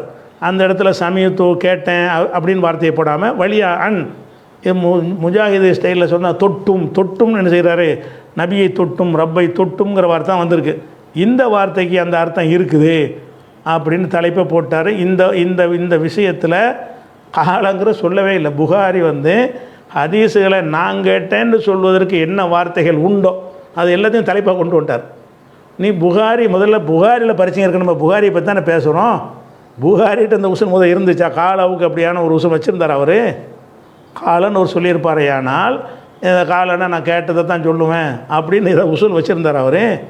அப்படி உசூல் வைக்காதனால தான் என்ன செய்கிறாரு, அதை ஒரு பாடமாக போட்டு என்னென்ன வார்த்தைகள்னால் நான் கேட்டேன் என்பதற்கு உரியது அப்படிங்கிறத ஹத்தசனா அக்பரனா அம்பானா அன் இந்த 4 விதமான சொற்களை அவர் பயன்படுத்துகிறார். அப்போ இது நீ புகாரியை நீ பார்த்துருந்தீன்னு சொன்னால், பரிச்சயம் இருந்துச்சுன்னு சொன்னால், இது புகாரி நூலில் உள்ள விஷயத்தை தானே பேசிக்கிட்டு இருக்கிறோம். கால ஹிஷாம்னு புகாரி தானே சொல்கிறாரு. அந்த காலவுக்கு இந்த அர்த்தம் வரும்னு ஒரு சொல்லலையே. நான் கேட்டேன், அவர் சொல்லாட்டாலும் அந்த அர்த்தம், நான் பொதுவான விதியை சொல்லிவிட்டேன். அவருடைய இதை எப்படி பார்த்தா கூட அப்படி அந்த அந்த அந்த அடிப்படையில் அவர் இருக்கலைங்கிறது விளங்குறது. அதே மாதிரி வந்து இந்த காலவுடைய உசூலை பொறுத்த வரைக்கும் எடுத்துக்கிட்டிங்கன்னு சொன்னால், ஹத்தீபுல் பகதாதி அவர் சொல்கிறார், புரிஞ்சுக்கிறதுக்காக நிறைய பேர் சொல்லியிருக்கிறாங்க. ஒரு தகவலுக்காக ஒரு ஆளை தான் சொல்கிறேன். அவர் என்ன செய்கிறாருன்னு கேட்டால், ஒருத்தர் புஸ்தகம் எழுதுகிறார். காலவுக்கு அர்த்தம் வந்து நேர கேட்டது இல்லை, விளங்குதா? காலாண்டாலேயே அவர் நேரவும் கேட்டிருக்கலாம், ஒரு ஆள் வழியாக கேட்டிருக்கலாம், அவருடைய சொல்ல வந்து ஏதாவது புஸ்தகத்தில் படிச்சிருக்கலாம். அப்படிங்கிற பல அர்த்தம் உள்ளது தான் காலங்கிறது. ஆனாலும் ஒரே ஒரு இடத்துல மட்டும் இந்த காலவை வந்து என்ன செய்வோம்னு கேட்டால், நேரம் சொன்னார்னு ஒரே ஒரு இடத்துல மட்டும் எடுத்துக்கொள்ள முடியும். அது எந்த இடம்னு கேட்டால், ஒரு அறிஞர் இருக்கிறார், அவர் ஒரு கிதாப் எழுதுகிறார், ஹதீஸ் கிதாப் எழுதுகிறார். எழுதும்போது என்ன செய்கிறாருன்னு கேட்டால், முன்னுரையில் குறிப்பிடுறார். எப்படி நான் வந்து ஒவ்வொரு ஹதீஸையும் கால என்று தான் நான் சொல்லுவேன். கால உஸ்தாது பேரை சொல்லி கால இக்ரிமா அப்படின்னு சொல்லி நான் சொன்னேனே, ஆனால் நான் நேர கேட்டதைத்தான் அப்படி குறிப்பிட்டு இருக்கிறேன் அப்படின்ற ஒரு கொள்கையை அவர் டிக்ளேர் பண்ணி இருந்து, அந்த கிதாப்பில் உள்ள எந்த காலவை எடுத்தாலும் நேர கேட்டதாக தான் இருக்குது என்று சொல்லிவிட்டால் மாத்திரம்தான் அந்த சொல்லுக்கு அந்த அர்த்தம் கிடையாது. அந்த சொல்ல அந்த அர்த்தத்தில் அவர் பயன்படுத்திய காரணத்தினால் அவர் அதுக்கு பயன்படுத்துகிறார். அவர் என்ன செய்கிறார், காலங்கிறத நான் வந்து எதை இருந்தாலும் காலன்னு தான் சொல்லுவேன், கால ஹிஷாம்னு சொன்னால் நான் கேட்டேன்னு தான் அர்த்தம், நான் கேட்காத ஒரு விஷயத்துக்கு நான் காலை பயன்படுத்த மாட்டேன் அப்படிங்கிற ஒரு நிலையில் ஒருத்தர் இருந்து அவர் காலை என்று பயன்படுத்தினால் மட்டும்தான் காலன்னா நேர கேட்டார் என்று அர்த்தம். அப்படியான நிலையில் புகாரி இருக்கிறது தனி விஷயம். புகாரி வந்து அதை தனியாக எடுத்து காட்ட போகிறேன். அப்போ புகாரி அந்த நிலைப்பாட்டில் உள்ளவர் இல்லை. பொதுவாக ஒருத்தர் சொல்ல வந்து காலன்னு போட்டிருக்கிறார் ஒரு கிதாப்பில். ஆனால் நம்ம என்ன அர்த்தம் செய்யணும், அவர் நேர கேட்டது கிடையாது. நேர கேட்டிருக்கும் வாய்ப்பு இருக்கிறது, சில சோர்ஸ்கள் வழியாகவும் கிடைத்திருக்க வாய்ப்பு இருக்குது என்று தான் அதை புரிந்து கொள்ள வேண்டும். ஆனால் ஒரு பர்டிகுலர் குறிப்பிட்ட ஒரு கிதாப்பில் அதை எழுதக்கூடியவர் என்ன செய்கிறாருன்னு கேட்டால், நான் எதுக்குமே அந்த சனலாம் போட மாட்டேன், எல்லாம் காலன்னு போட்டு விட்ருவேன், நான் காலாண்டு போட்ட எல்லாமே எதுவாக இருக்கும்னு கேட்டால், நான் நேர கேட்பேன் இந்த உஸ்தாதுகிட்ட, அந்த உஸ்தாதுகிட்ட நேர கால ஹுதைஃபான்னு போட்டால் நான் ஹுதைஃபாவிட்ட நான் கேட்டேன்னு அர்த்தம். அவர் உஸ்தாதாகவும் இருப்பார், இவருடைய உஸ்தாதாகவும் இருப்பார். அப்படி இருக்கும்போது காலன்னு போட்டால் அந்த முதல் அழிவுப்பாரில் வர்றாருல அந்த இடத்துல காலன்னு நான் போட்டேன்னு சொன்னால் எங்கள் உஸ்தாதிட்ட நான் கேட்டேன்னு தான் அர்த்தம் அப்படின்னு ஒரு கொள்கையை வகுத்து அதை டிக்ளேர் பண்ணி அந்த கிதாப் முழுசும் அந்த மாதிரியே அவர் பயன்படுத்தி இருந்தார் என்று சொன்னால் மட்டும்தான் காலங்கிறது எனக்கு சொன்னார்னு வரும். அந்த சொல்லுடைய அர்த்தத்தினால வராது. அந்த சொல்லை இவர் அப்படி பயன்படுத்தி கொண்டார், இவர் ஒரு நிலைப்பாட்டை எடுத்துக்கொண்டார் என்பதனால வரும். அது சொல்கிறார், என்ன செய்கிறார், ஹத்தீபுல் பகதாதி சொல்கிறாரு, அம்மா கவுலுல் முஹத்திஸே கால ஃபுலான். ஒரு முஹத்திஸ் சொல்கிறார், இதையும் கொஞ்சம் பெரிய எழுத்தாய் காட்டுறார். ஒரு முஹத்திஸ்னா ஹதீஸ்களை அறிஞர் என்று சொல்கிறாரு, கால ஃபுலான் என்று சொல்கிறார். இதனுடைய விளக்கம் என்ன அப்படின்னு சொல்கிறார். என்ன சொல்கிறாருன்னு கேட்டால், ஃபயின் கானல் மாரூஃபு மின் ஹாலிஹி, இவருடைய நிலை அறியப்பட்டதாக இருந்தார். எப்படி அறியப்பட்டது, அன்னஹு லா எருவி, இவர் அறிவிக்க மாட்டார், இல்லாமா சமியஹு, தான் நேர கேட்டதை தவிர அறிவிக்கவே மாட்டார் என்பது ஒருவருடைய நிலையாக இருக்குமேயானால், ஜுஇல தாலிக, இது ஆக்கப்படும் மன்சிலத்தி மாயக்கூலு ஃபிஹி கைருஹு ஹத்தசனான்னு மற்றவங்க சொல்லுவாங்களே அந்த அந்தஸ்துக்கு இதை வைக்க. சனாண்டு ஹத்தசனாங்கிற சனான்னு சுருக்கமாக குறிப்பிடுவாங்க. ஹத்தசனா என்று மற்றவர்கள் சொல்லுவாங்களே அந்த அந்தஸ்துக்கு இது வந்துவிடும். எப்போ வந்துவிடும், இந்த கால ஃபுலான் என்று சொல்லக்கூடிய அந்த நூல் ஆசிரியர் அவர் வந்து நேர கேட்டதை தவிர இந்த புக்கில் நான் அறிவிக்கலைன்னு போட்டார். ஒரு புக்கு எழுதுகிறாரு, நான் நேர கேட்டதை மட்டும்தான் இந்த புக்கில் பதிவு பண்ணியிருக்கேன்னு சொல்லிவிட்டார். சொல்லிவிட்டு அதில் 2 ஹதீஸில் காலன்னு போட்டார்னு வைங்க, நீங்கள் என்ன செய்யணும், நேர கேட்டால் அர்த்தம் செய்யணும். ஏன்னா அவர் நேர கேட்டதை தவிர நான் அறிவிக்கலைன்னு சொல்லிட்டார். அவரை நான் நம்புகிறோம், அவரை டிக்ளேர் பண்ணிட்டார், நான் நேர கேட்டதை மட்டும்தான் அறிவிக்கிறேன் என்ற ஒரு நிலைப்பாட்டில் அவர் இருப்பாரையானால் அவருடைய நூலில் அந்த கால இடம் பெற்றால் அது ஹத்தசனா, காலவுடைய அர்த்தத்துக்குனால அது வராது. அவர் அந்த கொள்கை வகுத்துனார்ல, அந்த கொள்கையை வகுத்து டிக்ளேர் பண்ணுறதுனால கோடு வார்த்தை இருக்கும்ல, கோடு வார்த்தை இருக்குல்ல, கோடு வேர்டு நம்ம பயன்படுத்துவோம்ல, கோடு வேர்டு மாதிரி கோடு வேர்டை பயன்படுத்தினோம்னா அந்த கோடு உருவாக்குற ஆளுக்கு என்ன அர்த்தம் வச்சுக்கிறாங்களோ அந்த ஒரு இந்த ஊனாயாவெல்லாம் பண்ணுவாங்கள்ல, வரக்கூடியவருக்கு 4 தேங்காய் கொடுங்கள்னு போட்டிருப்பாங்க. ஒரு கடிதம் மாதிரி, தேங்காய்னா ஒரு தேங்காய்னா 1 லட்சம் அப்படி அர்த்தம், அப்படியே ஒரு அர்த்தம் வச்சுருப்பாங்க. அப்போ அவங்களுக்குள்ள அந்த சொல்லிக்கிறம்போது தேங்காய்னா அவர் விளங்கிடுவார்ல, அந்த மாதிரி இது கோடு வார்த்தை. இந்த கோடு வார்த்தை மாதிரி இந்த காலன்னு நான் போடுவேன், அது சமயத்து தான் அர்த்தம். காலன்னு நான் போடுவேன், அக்பர்னு அர்த்தம். ஏன்னு கேட்டால் நான் நேர கேட்காத ஒரு விஷயத்தை இந்த புக்கில் நான் பதிவு செய்யலை அப்படிங்கிற ஒரு நிலையில் இருந்தால் தான். இன்கான கது எருவி, அந்த கால ஃபுலான் என்று சொல்லக்கூடியவர் வந்து கது எருவி சமான், சில நேரத்தில் கேட்டதையும் அறிவிப்பார், ஒயிர சமாயின் கேட்காதையும் அறிவிப்பார் என்று இருக்குமையானால் லம் யுஹ்தஜ ஆதாரமாக கொள்ளக்கூடாது ரிவாயத்திகி இல்லாம் பிமா பையனல் ஹவர் ஃபிஹி, அதில் நான் கேட்டேன் என்று அவர் அறிவித்து விளக்கம் பண்ணி இருந்தாலே தவிர கேட்டார் என்று எடுத்துக்கொள்ள முடியாது. ஒரு புக்கை எழுதுகிறாரு, அதில் என்ன செய்வார்னா கேட்டதையும் அறிவிப்பார், நேர கேட்காதையும் அறிவிப்பார். அப்போ நேர கேட்டதையும் கேட்காதையும் அறிவிப்பாராக இருந்தால் அப்படிப்பட்டவர் வந்து இந்த காலன்னு போட்டார்னு சொன்னால் எனக்குன்ற அவர் சொன்னால் மட்டும்தான் ஏற்றுக்கிறோம், இல்லைன்னா அவருக்கு சொல்கிறது அர்த்தம் அப்படின்னு ஹத்தீபு நான் உதாரணத்துக்கு காட்டுக்கிறேன். ஒட்டுமொத்தமாக இதனுடைய நிலைப்பாடு இதுதான். எந்த ஹதீஸ்களை அறிஞர் எடுத்தாலும் இதுதான் நிலைப்பாடு. இப்போ நீங்கள் எடுத்துக்கிட்டீங்கன்னா புகாரியில் வந்து நீங்கள் ஹதீஸ் படித்த எல்லாருக்கும் தெரியும். என்ன தெரியும்னு கேட்டால் புகாரி ஹதீஸை 2 வகையாக அவர் வச்சுருப்பார். சில ஹதீஸுகளை வந்து என்ன செய்வார்னு கேட்டால் சனதோட அறிவிப்பாளரோட சொல்லுவார். சிலதில் செய்வார்னு கேட்டால் காலாண்டு போட்டு சொல்லுவார். காலாண்டு போட்டு சொல்கிறார்ல, இந்த காலாண்டு போட்டு அவர் சொல்லக்கூடியதுக்கெல்லாம் என்ன சொல்லுவாங்கன்னு கேட்டால் தாலீக்கு மல்லக்கு, சனது இல்லை நேர கேட்காத ஒரு விஷயத்துக்கு இந்த வாசகத்தை அவர் போட்டிருக்கிறாரு அப்படிங்கிறது புகாரில் நிறைய இடத்துல காலாண்டு வரும். விளங்குதா? காலை இப்னு அப்பாஸ்ன்னு போட்டுருவார். இப்னு அப்பாஸ் சொன்னது இவருக்கு எப்படி கிடைச்சுன்னு சொல்ல மாட்டார். இப்னு அப்பாஸ் சொன்னார்னு போட்டார்னா என்ன அர்த்தம்? இப்னு அப்பாஸ்த்தை வந்து இவர் கேட்டேன்னு அர்த்தம் கிடையாது, இவர் கேட்டு இருக்க முடியாதுல்ல. இப்னு அப்பாஸ் சொன்னார்னு புகாரி போட்டார்னா எப்படி கேட்டிருப்பார்? இப்னு அப்பாஸ் காலம் புகாரி காலம் ஒன்றா? கேட்கல தான், கேட்காதுக்கும் பயன்படுத்துகிறார். இந்த காலை என்பதை வந்து எல்லாத்துக்கும் பயன்படுத்தக்கூடிய ஒரு இதாக இருக்குமே என்று சொன்னால் அப்போ வந்து கேட்டேன்னு சொன்னால் மட்டும்தான் என்ன செய்யணும், அந்த கேட்டேங்கிற அர்த்தம் எடுத்துக்கொள்ளணும், இல்லைன்னா எடுத்துக்கொள்ளக்கூடாது அப்படின்னு ஹத்தீபுல் பகதாதிங்கிறவர் சொல்கிறார். இது ஒரு விஷயமாச்சா? அப்போ புகாரியில் வரக்கூடிய காலன்னு வரக்கூடிய பல செய்திகள் இருக்குது, அதுகளெல்லாம் அவர் நேர கேட்டது கிடையாது. நேர கேட்டதுக்கு பூரா ஹத்தசனா தான் போடுவார், இல்லைன்னா அக்பர்னா போடுவார், ஹத்தசனின்னு போடுவார், ஏதாவது ஒன்று போடுவார். ஆனால் என்ன போட மாட்டார்? காலன்னு போட மாட்டார். அப்படி நிறைய இருக்கிறது. அந்த புகாரி வந்து அந்த நிலைப்பாட்டில் உள்ளவர் இல்லை. நான் கேட்டேன்னு சொல்வதற்கு நான் கேட்டேன்னு தான் சொல்லுவார் அவர். காலங்கிறது அந்த அர்த்தம் திணிச்சு அவர் சொல்ல மாட்டார். அப்படிங்கிறது இது வந்து ஜெகப்பிரசித்தம். தாலீக்குங்கிறது புகாரியில் தாலீக்கான செய்திகள்லாம் காலன்னு தாலீக்குன்னா இவர் நேர கேட்காத செய்திகளையும் கொண்டு வந்திருக்கிறார் புகாரி. அது இந்த சஹீஹ் கணக்குலையும் வராது, நம்பர்லேயும் போட மாட்டாங்க. 1ஆம் நம்பர் 2ஆம் நம்பர் புகாரி நம்பர் போடுறாங்களா, அதில் கூட பிந்தி வந்தவங்க நம்பர் கொடுக்க மாட்டாங்க. அதுக்கு அது முன்னுரையில் அப்படி போடுவார். இப்போ இப்போவே எடுத்துக்கிறீங்களா, இப்போ நான் முதல்ல எடுத்து காட்டினேனே அதிலே வருது, அதிலே பாருங்களேன் என்ன வருதுன்னு கேட்டால் காலை இப்னு மசூத் சொன்னார்னு புகாரி இந்த போட்டிருக்கிறார். புகாரி கிதாப்லேயே இப்னு மசூத் புகார்ட்ட சொன்னார் அர்த்தம். இவர் என்ன போடுவார்? கேட்காதுக்கும் காலை போடுறான்னு விளங்குதா? காலை இப்னு மசூத் சொன்னார், ஹத்தசனா ரசூலுல்லான்னு வாசி காட்டின ஆரம்பத்தில் அதில் என்ன வருது? காலை இப்னு மசூத். இந்த இடத்துல காலை லனல் ஹுமைதி, இதில் லனா போட்டார். எங்களுக்கு ஹுமைதியோடைய உஸ்தாது, எங்களுக்கு உஸ்தாது சொன்னாருங்கும்போது காலவுக்கு அப்புறம் லனா எங்களுக்குன்னு சேர்த்துட்டதுனால இந்த அர்த்தம் வந்துடுது. அப்படி இல்லாமல் காலை இப்னு மசூதுன்னு என்ன அர்த்தம்? இப்னு மசூது புகாரியா எனக்கு சொன்னான்னு அர்த்தமா? முஜாஹிது சொல்லுபடி அதான் அர்த்தம், இல்லை ஒன்று தானே. அதே மாதிரி காலை ஷக்கீக்கு சொன்னார். யார்கிட்ட? புகார்கிட்ட சொன்னார். ஷக்கீக் என்பவர் சொன்னது சோர்ஸ் இருக்கிறது, அது ஷக்கீக்கு சொன்னார்னா என்னிடத்து சொன்ன அர்த்தம் இல்லை. காலை ஹுதைஃபாங்கிற சஹாபி சொன்னார்னு புகாரில் கொண்டு வந்திருக்கிறாரு.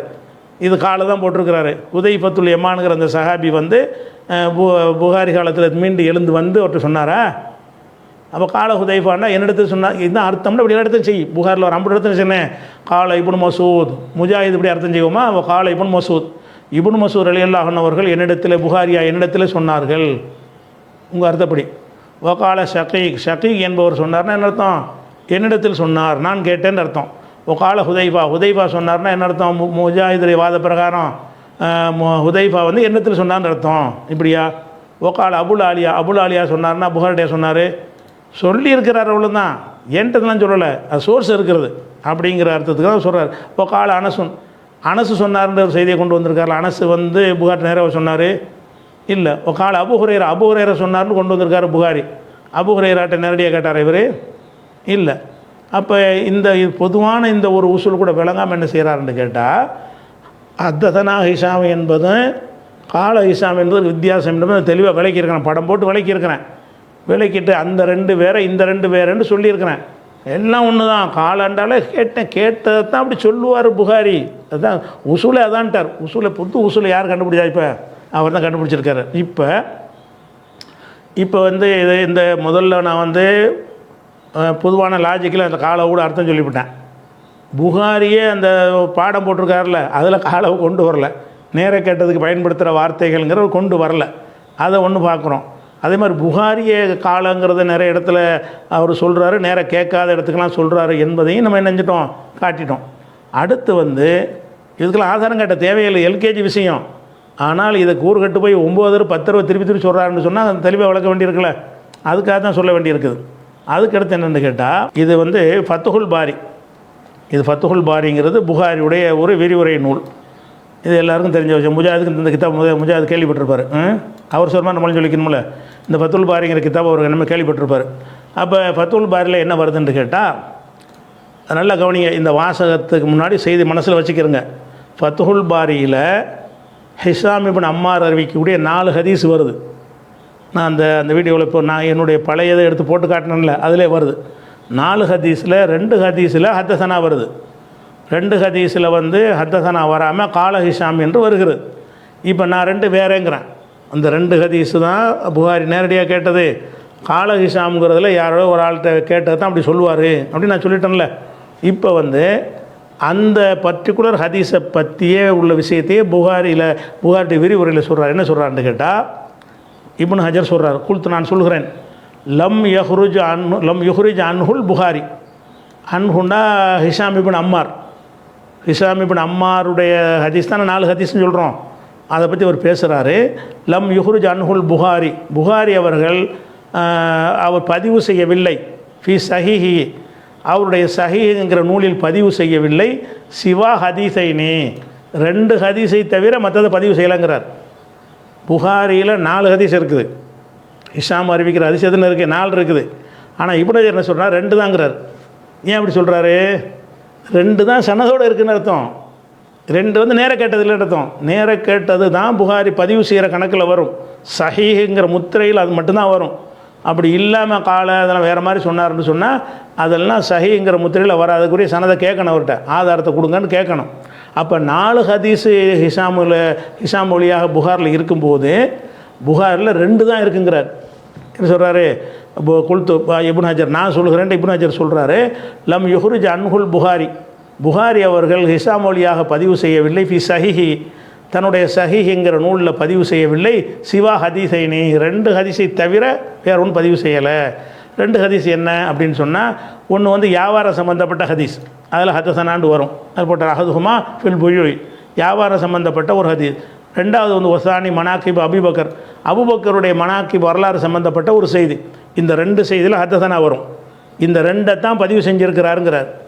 ஆனால் இருக்கிறது எத்தனை? 4. அப்போ 4க்கு 2 ஏன் சொல்கிறாரு? அது பின்னாடி கொண்டு வர்றாரு.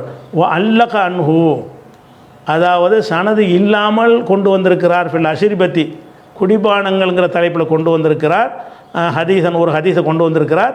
ஃபி தஹரீமில் மகாசிபி, இசைக்கருவிகள் ஹராம் அப்படிங்கிற ஒரு விஷயமாக ஒரு ஹதீஸை கொண்டு வந்திருக்கிறார். எப்படி கொண்டு வந்திருக்கிறாரு? அல்லக அன்ஹு. அல்லக அன்ஹுனா சனது இல்லாமல் கொண்டு வந்திருக்கிறார் அர்த்தம். இவர் நேர கேட்டது இல்லைன்னு அர்த்தம். அப்போ ஹிஷாமுடைய ஹதீஸ் புகாரில் 4 வருது, இவர் 2ங்கிறார். அப்போ 2ல் தான் ஹத்தசனா வருதில்ல, அதை தான் ஹதீஸன் கணக்கு எடுக்கிறாங்க. மற்ற 2க்கு வந்து இந்த சனதை கேட்கணும். ஹிஷாம் சொன்னார்னா யார்கிட்ட சொன்னார் சொல்லு, ஹிஷாம் சொன்னார்னு மட்டும்தானே இருக்குது. அப்போ ஹிஷாம் வேறு யார்கிட்ட சொல்லி கூட இவருக்கு வந்திருக்கும்ன்ற அர்த்தத்தினால தான் அவர் என்ன செய்கிறாருன்னு கேட்டால் 2 ஹதீஸு தான் வந்திருக்குங்கிறார் இதில். ஆனால் நான் உங்களுக்கு படம் போட்டு காட்டினில் எத்தனை வருது? 4 வருதா? 4 சமன்னு அவர் சொல்லிட்டாரா? காலா ஹத்தசனா எல்லாம் சமம்ட்டாரா? சமம் இல்லைங்கிறாரு. யார்? இப்னு ஹஜர் சொல்கிறாரு. புகாரியுடைய நிலைப்பாட்டின் பிரகாரமே 2 ஹதீஸ் தான் பதிவு செஞ்சுருக்கிறார். 2 ஹதீஸ் எது? எந்த 2 ஹதீஸில் ஹத்தசனா போட்டிருக்கிறாரோ அதான் அவர் பதிவு செஞ்சுருக்கிறார். ஹத்தசனா போடாமல் 2 சொல்கிறார்ல, அது வந்து அவர் அந்த சஹீஹான ஹதீஸுங்கிற கணக்கில் கொண்டு வரல அவர். அதனால தாலிக்கு சனது அற்றதாக இருக்கலாம், சனது முழுமையற்றதாக இருக்கலாம், கொஞ்சம் சனதை குறைச்சதாக இருக்கலாம், முழு சனது இல்லாமல். சிலதுக்கு வந்து அனசு சொன்னார்ன்ட்டு ஒரு வரியில் சொல்லுவார், அல்லது அனசிட்டேருந்து ஒரு 10 வரைக்கும் சொல்லிட்டு ஒரு ஆள் விட்டுருவார், அப்படியெல்லாம் சொல்லுவார். இப்படி சொல்கிறதுக்கு என்னென்னு கேட்டால் தாலீக் பண்ணியிருக்கிறார். அப்போ இந்த இசைக்கருவி சம்மந்தப்பட்ட அதுதான் பேசிக்கிட்டு இருக்கிறோம். அதுதான் ஒன்றுக்கு நேர கேட்டதை தான் அர்த்தம்ங்கிறாரு முஜாஹிது. அந்த தான் ஒரு சொல்கிறார் அல்லக்கங்கிறாரு. யார்? இப்னு ஹஜர். அல்லக்கன்னு என்ன அர்த்தம்? முழு சனது கொண்டு வரவில்லை. அப்போ இவர் ஹிஷாம் இப்னு அம்மார்கிட்ட நேராக கேட்காதனால இது தாலீக்குங்கிறார். இப்போ என்ன நீங்கள் என்ன பார்க்குறீங்க? ஹதீஸை பற்றி ஆய்வு செஞ்சுக்கிட்டு வரும்போது நீங்கள் என்ன செய்கிறீங்க? இத்தனை மாதம் டைம் எடுத்து பதில் சொல்கிறீங்க. பதில் சொல்லும்போது என்ன செஞ்சுருக்கேனே, அப்போ புகாரில் இப்போ 4 இருக்குது, 2 விதம். ஒருத்தன் சொல்லிவிட்டான், தெரியாட்டாலும் பரவாயில்ல. நான் ஒருத்தன் சொல்லிவிட்டேன், படம் போட்டு காட்டி இதுதான் சனது, இது சனது இல்லை நான் சொல்லிட்டேன்ல. சொன்ன பிறகாவது ஒரு புத்திசாலி என்ன பண்ணனே, அப்படி இருக்குமோ நம்ம கொஞ்சம் தேடுவோமே. நம்ம மனது அதாவது எல்லாம் ஏன் தேட? ஹதீஸ்களை உருவாக்குற ஆள் தானே அவர் உருவாக்குனது தான் ஹதீஸ். காலன இது இல்லைன்றார்ல, அந்த மாதிரி தான் அவராக நினைஞ்சிருக்கிறாரு. எல்லாம் ஒன்று தான், எல்லாம் ஒன்று. அவர் நினைச்சதை ஒரு பதிலாக சொல்லுவார்னா இவர் எந்த லெவலில் ஒரு ஆள்? ஆதாரங்களை கொண்டு பதில் சொல்வதை விட்டு அதெல்லாம் கிடையாது. அப்போ கிடையாதுன்னு சொன்னால் நம்புகிற குருட்டு கூட்டத்துக்கு சொல்லிக்கிட்டு இருக்கிறார். சிந்திக்கிற கூட்டத்துக்கு சொல்லலை, குருட்டு கூட்டத்துக்கு நான் சொல்லிட்டார்ல, கொஞ்சம் சொல்லிட்டார்ல, அதெல்லாம் ஒன்று தான்ட்டார்ல, எல்லாம் ஒன்று தான். நீ எப்படி சொல்கிறது? ஆதாரம் கொடு, புகாரிலேருந்து ஆதாரம் காட்டு. அப்போ புகாரிலேருந்து உனக்கு ஆதாரம் காட்ட முடியாது. ஏன்? புகாரியுடைய விரிவுரையில் அவர் என்ன போட்டார்ன்னு கேட்டால் ஹிஷாமுடைய ஹதீஸ் 4 வந்திருக்குது புகாரிலேன்னு நான் காட்டிட்டேன். இப்னு ஹஜர் 2ங்கிறார். ஏன் 2ங்கிறாரு? 2ல் ஹதஸனா வந்திருக்குது. மற்ற 2 என்ன? அவருடைய ஷரத்துப்படி உள்ளது இல்லை. புகாரியுடைய விதிமுறை பிரகாரம் எனக்கு சொன்னார் நம்பிட்டு வரணும். அப்படிப்பட்டது இல்லை என்கிற காரணத்தினால தான் அழகாக பிரித்து சொல்கிறாரு. 2 ஹதீஸ் இருக்குது, இன்னொரு ஹதீஸ் ஒரு குறிப்பிட்ட 4 இடத்துல வருது, ஒரு 3 இடத்துல வர்ற மாதிரி தான் இப்னு ஹஜர் நினச்சி விளக்கம் கொடுக்குறாரு. 2 இடத்துல வந்து என்ன வருதுன்னு கேட்டால் ஹதஸனா வந்திருக்குது, அது 2 தான். புகாரி அஹ்ரஜ அவர் பதிவு செஞ்ச ஷர்த்துப்படி பதிவு செஞ்ச 2 தான். இசைக்கருவி சம்பந்தமாக கொண்டு வந்த ஹதீஸுக்கு அவர் என்ன பேர் வைக்கிறாருன்னா அல்லக அன்ஹு, ஹிஷாம் இப்னு அம்மார் வழியாக தாலீக், அதாவது சனது இல்லாமல் அறிவித்திருக்கிறார். அவரிடமிருந்து நேராக கேட்காம என் காலை வச்சு தான் கண்டுபிடிக்கிறார். அவர் நேரடியாக கேட்காம அறிவித்திருக்கிறார்னு அவர் சொல்கிறார். நேரடியாக கேட்காம தான் இருக்குங்கிறதுக்கு பேர் தான் தாலீக்கு. நேரடியாக கேட்காம தானே ஹிஷாம் அம்மாரை சொல்கிறார். அதனால் 2 ஹதீஸுங்கிறாரு. இது வந்து இதெல்லாம் வந்து நான் ஒரு வாதத்தை நான் கிளப்பி இருக்கிறேன். எனக்கு மறுப்பு சொல்ல வரும்போது என்ன செய்கிறாருன்னு கேட்டால், அவர் எதில் நினைக்கிறாருன்னு கேட்டால், நம்ம சில வார்த்தைகளில் நம்ம மண்டக்கண மாதிரி பேசிட்டோம்னு சொன்னால் மக்கள் வந்து நம்ம ஒரு பெரிய அறிவாளி நினச்சிருவாங்க. என்ன வேணாலும் சொல்ல நினச்சிக்கிட்டு அவருக்கு கொஞ்சம் பரிச்சயம் பத்தலை, அதில் தொடர்பு அவசரப்படுறாரு அப்படின்னு சொல்லிவிட்டு சொன்னால், ஓ இவர் விவரமான ஆள், இவர் அவசரப்பட மாட்டார், எல்லாம் துல்லியமாக ஃபிங்கர் டிப்பில் விவரம் சொல்லுவார்னு அதை பதிவு செஞ்சுட்டு வாயில் வந்தாலும் உளர்றார். ஹதீஸ் விதிகளை இல்லாதெல்லாம் விதிங்கிறாரு, அவர் நினச்சதெல்லாம் விதிங்கிறாரு, உலகம் அறிஞ்ச விதியை வந்து இல்லைங்கிறார். அப்போ புகாரில் வந்து ஹதஸனா 2 ஹதீஸ் வந்துருச்சாரா. அதுக்கு அடுத்தது வந்து இந்த பாருங்கள், இதில் சொல்கிறாருன்னு கேட்டால் இதுவும் ஃபத்துல் பாரில் தான் வருது. இந்த ஹதீஸுடைய விளக்கம் கொஞ்சமாக நான் கேட்குறேன். இந்த ஹதீஸை பற்றி தானே பேசிக்கிட்டு இருக்கிறோம், ஹிஷாம் இப்னு அம்மாருடைய இந்த ஹதீஸ் தானே பேசிக்கிட்டு இருக்கிறோம். இந்த ஹதீஸை பற்றி நீ மறுப்பு சொல்ல வர்றீல. அப்போ இந்த ஹதீஸு கீழே அந்த இப்னு ஹஜர் வந்து என்ன சொல்லிக்கிற? இப்னு ஹஜரில் ஒரு பரிச்சயம் வேணாமா உனக்கு? புகாரியை பற்றி பேசும்போது கிதாபுகள் மீது பரிச்சயம் வேணும்ல.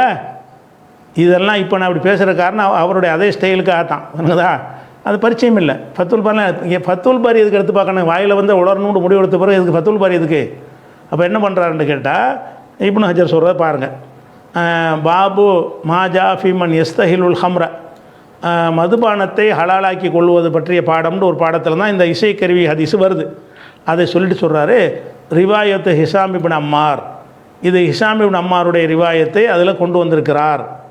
ஹிஷாம் இப்னு அம்மாருடைய ரிவாயத்தை கொண்டு வந்திருக்காருன்றாரா, கொண்டு வந்துட்டார்னு சொல்லிவிட்டு வசலஹா, இதை வந்து என்ன வசலண்டா, வசலன்னு சொன்னால் அதாவது நூலாசிரியர்லேருந்து ரசூல்லா வரைக்கும் சங்கிலி தொடர் விடுபடாமல் இணைக்கிறன்ற அர்த்தம். வசலன்னு அர்த்தம் மூசூலுங்கிறோம்ல, முத்தசீலாக இருக்கணுங்கிறோம்ல, அதுதான் வசலன்னு சொன்னால்.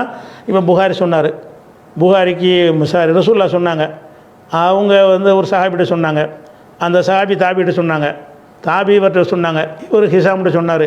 ஹிஷாம்கிட்டேருந்து புகாரிக்கு வருவது இணையலைங்கிறார். ஹிஷாம்கிட்டேருந்து புகாரி இணைஞ்சா ஹத்தஸனா போட்டிருப்பார், இணையலை. புகாரிக்கும் ஹிஷாமுக்கு மத்தியில் விடுபட்டு இருக்கிறது, தாலிக்கா இருக்கிறதுன்னு சொல்லிட்டு தான். இதில் புகாரில் அப்படி இல்லாவிட்டாலும் வசலஹா, இந்த ஹதீஸை அந்த இணைத்திருக்கிறார். அல் ஹசன் இப்னு சுஃபியான், ஹசன் இப்னு சுஃபியான் என்பவர் இணைத்திருக்கிறார். ஃபி முஸ்னதிஹி, அவருடைய முஸ்னதில் ஹசன் இப்னு சுஃபியான் என்பவர் முஸ்னத் எழுதியிருக்கிறார், ஒரு ஹதீஸ் புக்கு. அந்த புக்கில் இந்த ஹதீஸை கொண்டு வந்திருக்கிறாரு. கொண்டு வரும்போது ரசூலுல்லாஹ்விலேருந்து ஆரம்பித்து இந்த நூலாசிரியர் வரைக்கும் கொண்டு வந்துடுறாரு சனதை. புகாரி எங்கே வரமாட்டார். அதை ரசூலுல்லாஹ் சொன்னாங்க என்பதை உறுதி செய்கிற விதமாக அவர் சொன்னார். இவர் ஹிஷாம் சொன்னார்னு வந்துடுதா, ஹிஷாம்கிட்டேருந்து யார் சொன்னால் அவரையும் சொல்லி அவர்கிட்ட இவர் போட்டு நூலை கொண்டா ஃபுல் பண்ணிட்டார். சனது முழுசாக இருக்குது. அப்போ இந்த ஹதீஸுக்கு புகாரிக்கு சனது இல்லை, அவர்கிட்ட இதுக்கு சனது கிடையாது. ஹிஷாம் சொன்னதற்குரிய சனது இல்லாதனால தான் அதை காலன்னு போட்டு விட்டார். ஆனால் இந்த செய்திக்கு சனது இருக்குது. எப்படி சனது இருக்குன்னு கேட்டால், சுஃபியான் ஹசன் இப்னு சுஃபியான் என்பவர் தன்னுடைய முஸ்னதில், அது மாதிரி இஸ்மாயில் என்பவர், அது மாதிரி ஒரு தபரானி ஃபில் கபீருங்கிற தபரானுடைய கிதாபு, அபுநாயிமுடைய கிதாபு, மின் அறுபத்துக்கு 4 வழியில் இப்னு ஹிப்பான் ஃபி சஹீஹி, இப்னு ஹிப்பான், இந்த நூல்கள்லாம் இந்த ஹதீஸ் வருது. எப்படி வருதுன்னு கேட்டால், இப்னு ஹிப்பான்லேருந்து ரசூலுல்லாஹ் வரைக்கும் விடுபடாத சனது இருக்கிறது. எனக்கு தான் ஹிஷாம் இப்னு அம்மார்கிட்டேருந்து ஒருத்தர் கேட்டு ஒருத்தர் இப்னு ஹிப்பான்கிட்ட சொல்கிறார். அப்போ சனது ஒட்டிடுது, இங்கே ஒட்டலை, புகாரிக்கு ஒட்டலை. அந்த இப்னு ஹிப்பான்லாம் என்ன, இப்னு ஹிப்பானில் வருது, தபரானியில் வருது, அபு நயீமில் வருது, இஸ்மாயிலுடைய அறிவிப்பில் வருது. அதே மாதிரி ஹசன் இப்னு சுஃபியான்கிற ஒரு 5-6 கிதாபை அவர் குறிப்பிட்டு என்ன சொல்கிறான்னு கேட்டால், இந்த கிதாபுகளில் இந்த ஹதீஸ் வந்திருக்குது. வந்தது எந்த மாதிரி வந்திருக்குன்னு கேட்டால், இந்த நூலாசிரியருக்கும் ரசூலுல்லாஹ்வுக்கும் மத்தியில் இந்த ஹிஷாம் வழியாக ஹதீஸ் வந்திருக்கிறது. நூலாசிரியருக்கும் ரசூலுல்லாஹ்வுக்கும் மத்தியில் யாரும் விடுபடலை. நேரடியாக இவர் கேட்டு அவர் ஹிஷாம்கிட்ட கேட்டார்னு அது வந்துடுது. அதனால் இந்த ஹதீஸுக்கு இது ஒரு சப்போர்ட் இருக்குது. இது சரின்னு அவர் சொல்லலை புகாரி. வசலங்கிறார். வசலண்டான்னு அர்த்தம், வசலண்டா இணைத்திருக்கிறார், இவர் இணைக்கலைன்னு அர்த்தம். புகாரி இணைக்கலைன்னு என்ன அர்த்தம், ஹிஷாம்கிட்ட இவர் கேட்டால் தான் இணைக்கணும். இவர் ஹிஷாம்கிட்ட இதை கேட்கலை, இணைத்திருக்கிறார். வேறு நூல்கள் நாங்கள் தேடி பார்க்குறோம். புகாரி கொண்டு வந்திருக்கிற இந்த சனது அற்ற காலன்னு போட்டிருக்கிற இந்த ஹதீஸு சனது அற்றதாக இருந்தாலும் என்ன இருக்கிறது, இதுக்கு சனது ரசூலுல்லாஹ்விலிருந்து கிதாபு ஆசிரியர் வரைக்கும் சனது இருக்குது. புகாரிக்கு தான் இல்லையே தவிர இந்த ஹதீஸுக்கு வேறு கிதாபு ஆசிரியர்கள்ட்ட சனது இருக்குது அப்படின்னு சொல்லி இந்த செய்தியை கொஞ்சம் சப்போர்ட் பண்ணுற மாதிரி கொண்டு வந்துடுறார். இப்போ நான் என்ன கேட்குறேன்ட்டு கேட்டால், இதுக்கு என்ன சொல்ல வர்றீங்க, புகாரியில் இணையலைன்றார, இது இணையலை, இன்னொருத்தர் தான் இணைச்சிருக்கிறாருங்கிறார, அதோடு வணங்கிட்டோம். அதை எதுக்கு ஒன்று சொல்கிறேன்னா, ஒரு ஹிஷாம் இப்னு அம்மாருங்கிற ஒரு விஷயத்தை பற்றி புகாரியில் வந்திருக்கிற இந்த ஹதீஸை பற்றி ஃபத்ஹுல் பாரியில் ஏராளமான இடங்களில் நோட் பண்ணி குறிப்பிட்டு சொல்கிறார். அதான் ஒன்று ஒன்றா எடுத்து காட்டுறேன். அந்த மாதிரி ஒரு சொல் என்னன்னு கேட்டால், இந்த இசைக்கருவி சம்மந்தப்பட்ட ஹதீஸை பற்றி உள்ள விஷயம், இது ஃபத்ஹுல் பாரியில் உள்ள விஷயம். என்ன சொல்கிறாருன்னு கேட்டால், ஒகால Hisham ibn Ammar, Hisham ibn Ammar என்று சொல்கிறார். எப்படி ஹத்ததனா சதகா, அவர் ஹத்ததனான்னு சொல்கிறார். இப்படி சொல்லிட்டாரா, இதை சொல்லிவிட்டு ஹாக்கதா ஃபி ஜமீன் நுசஹி மின சஹீஹி, புகாரியுடைய எல்லா பிரதிகள்லையும் இப்படித்தான் இருக்கிறது, காலன்னு தான் இருக்கிறது, ஹத்ததனான்னு இல்லை. எல்லா பிரதிகளும் இப்படி இருக்குது, இப்படி தான் இருக்கிறது. இப்படி சொல்லிவிட்டு கடைசி என்ன செய்கிறாருன்னா, அனைத்து ஃபுகால மௌலம் ருவாத், எல்லா அறிவிப்பாளர்களும் இதை பற்றி பேசும்போது சொல்லுகிறார்கள், எது குருன ஹாதல் ஹதீஸ ஃபில் புகாரி முஅல்லகன், புகாரியில் அனைவருமே முஅல்லகஹ சனதற்ற ஹதீஸாகத்தான் புகாரியில் அனைவரும் குறிப்பிட்டிருக்கிறார்கள். எதுக்கு சனதற்றதுங்கிறாரு, ஹத்ததன போடாதனால தான், காலான்னு போட்டதுனால தான் இவர்கிட்ட ஹிஷாம்கிட்ட நேராக சொல்லலை அப்படிங்கிறதுக்காக வேண்டி கொண்டு வர்றாங்க. அது ஒரு விஷயத்துக்கு இந்த விஷயத்தை இங்கேயும் மென்ஷன் பண்ணுறார். இதில் இப்னு ஹஜர் கொண்டு வர்றார். அதே மாதிரி இன்னொரு விஷயம் என்னென்னு கேட்டால், புகாரிக்கு பல பிரதிகள் இருக்குது. பல மாணவர்கள் இருந்தாங்கள்ல, புகாரி எழுதின அந்த ஒரிஜினல் பிரதி உலகத்தில் யார்ட்டையும் கிடையாது.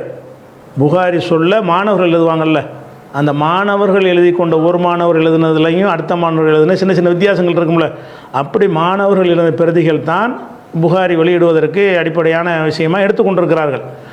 அந்த மாணவர்கள் எழுதியிருக்கிறாங்க, மாணவரும் எழுதியிருக்கிறார்கள். புகாரியுடைய மாணவர் எழுதி அவர்கிட்ட இருந்து காப்பி அடித்து மாணவர் எழுதுவார்ல, அப்படிப்பட்ட பிரதிகள்லாம் உலகத்தில் இருக்குது. அதில் ஒரு பிரதி என்ன பிரதின்னு கேட்டால், அதாவது அபூதர் என்பவர் ஒரு புகாரி வெளியிட்டிருக்கிறார். அபூதர் யாருன்னு கேட்டால் புகாரியுடைய மாணவருக்கு மாணவர். அவர்கிட்ட கேட்டு எழுதுகிறார். அபூதருடைய புகாரின்னு ஒரு புகாரி இருக்கிறது. அந்த புகாரி நீங்கள் பார்க்குறாங்க, அதை கூட பாருங்களேன். இதுதான் அபூதருடைய புகாரி. அந்த இமேஜ் காட்டுறேன் பாருங்களேன். இதுதான் அபூதருடைய புகாரி. இதுவும் சஹீஹுல் புகாரி தான் போட்டிருக்கா. சஹீஹுல் புகாரின்னு போட்டிருக்கு. இது யார் எழுதியிருக்கிறாருன்னு கேட்டால் மின் ரிவாயத்தி அபீதரில் ஹர்வி, அபீதருடைய ரிவாயத்து. இது புக்காக வெளியிட்டிருக்கிறாங்க. இதுவும் ஒரு புகாரி தான். இது வேறு ஒருத்தர் பிரதி எடுத்த ஒரு புகாரி. இந்த புகாரிக்கும் அந்த புகாரிக்கும் மத்தியில் சில வித்தியாசங்கள் இருக்கும். எடுத்து எழுதும்போது சிலர் என்ன செய்வாங்க, முன்ன பின்ன எழுதியிருப்பாங்கள்ல, அந்த மாதிரி சில வித்தியாசங்கள் இருக்கும். அப்போ இந்த புகாரில் என்ன அந்த புகாரியுடைய கித்தாப் கூட இந்த இருக்கு பாருங்கள். இதுதான் அந்த புகாரி. அதாவது இந்த ஃபர்பரி வெளியிட்டாரில் புக்கு அந்த புக்கை பாருங்கள். இதுதான் அந்த புக்கு. இது 1வது பாகம், 2வது பாகம், 3வது பாகம்னு 3 வால்யூமில் இதை போட்டிருக்கிறாங்க. இது அவருடைய இதுவும் புகாரி தான். இந்த புகாரியுடைய அறிவிப்பாளர் யாருன்னு கேட்டால் புகாரியுடைய மாணவருக்கு மாணவர். அவர் என்ன செய்கிறாருன்னா புகாரிடத்தை எழுதுகிறார். அவர் எழுதுனல எப்படி இந்த ஹதீஸை பற்றி எப்படி எழுதியிருக்காருன்னு கேட்டால், அதாவது ஹிஷாம் இப்னு அம்மார் அறிவிச்சிட்டார்ல, ஹிஷாம் இப்னு அம்மார்கிட்ட இருந்து அறிவித்த ஆள் யாருன்னு கேட்டால் ஹுசைன் பின் இத்ரீஸ். ஹுசைன் பின் இத்ரீஸ் யார்கிட்ட சொல்கிறாருன்னு கேட்டால் அப்பாஸ் இப்னு ஃபضல்கிட்ட சொல்கிறார். அவர் தான் இந்த அபூதருடைய புகாரிக்கு சொல்கிறார். புகாரிக்கு சொன்னதாக இந்த ஹதீஸை இன்னொரு நுசுகாவில் அபூதருடைய கிதாபுல என்ன வருதுன்னு கேட்டால் ஹிஷாமுக்கும் புகாரிக்கு நடுவில் 2 பேர் வர்றாங்க. ஹிஷாமுட்டு நேராக கேட்டிருந்தாருன்னா இந்த அபூதருடைய பெருதையில் அப்படி வந்திருக்கும். நேரடியாக கேட்டார்னு அபூதர் என்ன செய்கிறாருன்ற அந்த கால ஹிஷாம்ங்கிற மாதிரி அந்த ஹதீஸை பதிவு செய்யாமல் எப்படி வர்றாருன்னு கேட்டால் புகாரியை சொல்கிறாரு. எப்படி சொல்கிறாருன்னு கேட்டால், அதாவது அப்பாஸ் இப்னு ஃபضல் எனக்கு சொன்னார். அவர் யாருன்னா ஹுசைன் இப்னு இத்ரீஸ் சொன்னார். அவருக்கு ஹிஷாம் சொன்னாருன்னு என்ன செய்யுது, இந்த ஹிஷாமுக்கும் புகாரிக்கும் நடுவில் 2 பேர் விடுபட்டிருக்கிறார்கள் அப்படிங்கிறத அந்த ஆட்க பேரையை போட்டு விடுபடாத அறிவிப்பை அவர் செஞ்சுருக்கிறார்.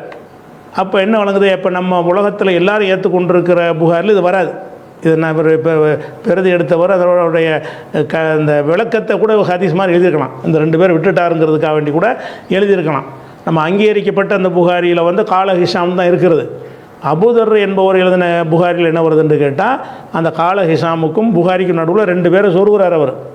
அந்த வழியாக தான் புகாரி கிடச்சிச்சின்னு சொல்கிறார். அப்போ என்ன அர்த்தம், இது இந்த இசை சம்பந்தப்பட்ட ஹதீஸை புகாரி நேராக கேட்கல. நேராக கேட்டாலும் ஒன்று தான், எல்லாம் சமம் தாண்டிங்கல, சமம் இல்லை அப்படிங்கிறது இதிலேருந்து வழங்குகிறது. அதுக்கடுத்து இது மாத்திரம் இல்லை. இப்போ இந்த ஹதீஸ் விஷயத்தை தனியாக வச்சுருவோம். இது அல்லாமல் இது பாருங்கள் 246 ஹதீஸை பாருங்கள் புகாரியில். ஓ கால அஃபான் சொன்னார்னு இருக்குது. ஹதீஸ் எப்படி ஆரம்பிக்குது, ஹத்தசனா அஃபான்னு சொல்லலை, கால அஃபான் என்று 246 ஹதீஸை ஆரம்பிக்கிறார். அதுக்கு புகாரில் என்ன வழக்கம் கொடுக்குறாருன்னு கேட்டால், அஃபான் இருக்கிறார்ல, ஓஹோ மின் ஷுயூஹுல் புகாரி, இது புகாரியுடைய ஆசிரியர் தான் அஃபான் என்பவர். ஆனாலும் லாக்கின் அக்சர் மாயுஹுரிஜான்ஹு விவாசித்தத்தின், இவர் அஃபான்ட்டு அறிவிக்கிற எல்லாமே இன்னொரு ஆள் வழியாக தான் அறிவிச்சிருக்கிறாரு. அதிகமாக 1-2 தான் அஃபான்ட்ட கேட்டிருக்கிறார். பாக்கி எல்லாமே அஃபான் ஒரு ஆளுக்கு சொல்லி அவர்கிட்டருந்து புகாரி கேட்டதாக தான் இருக்குது. அதனால தான் இது அந்த வகையில் உள்ளது.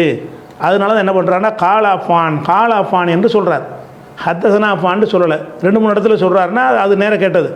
அஃபான் என்பவர்கிட்ட நேரடியாகவும் புகாரி கேட்டிருக்கிறாரு, அஃபானுடைய ஒரு மாணவர் வழியாகவும் புகாரி இணைஞ்சிருக்கிறாரு, கேட்டிருக்கிறார்.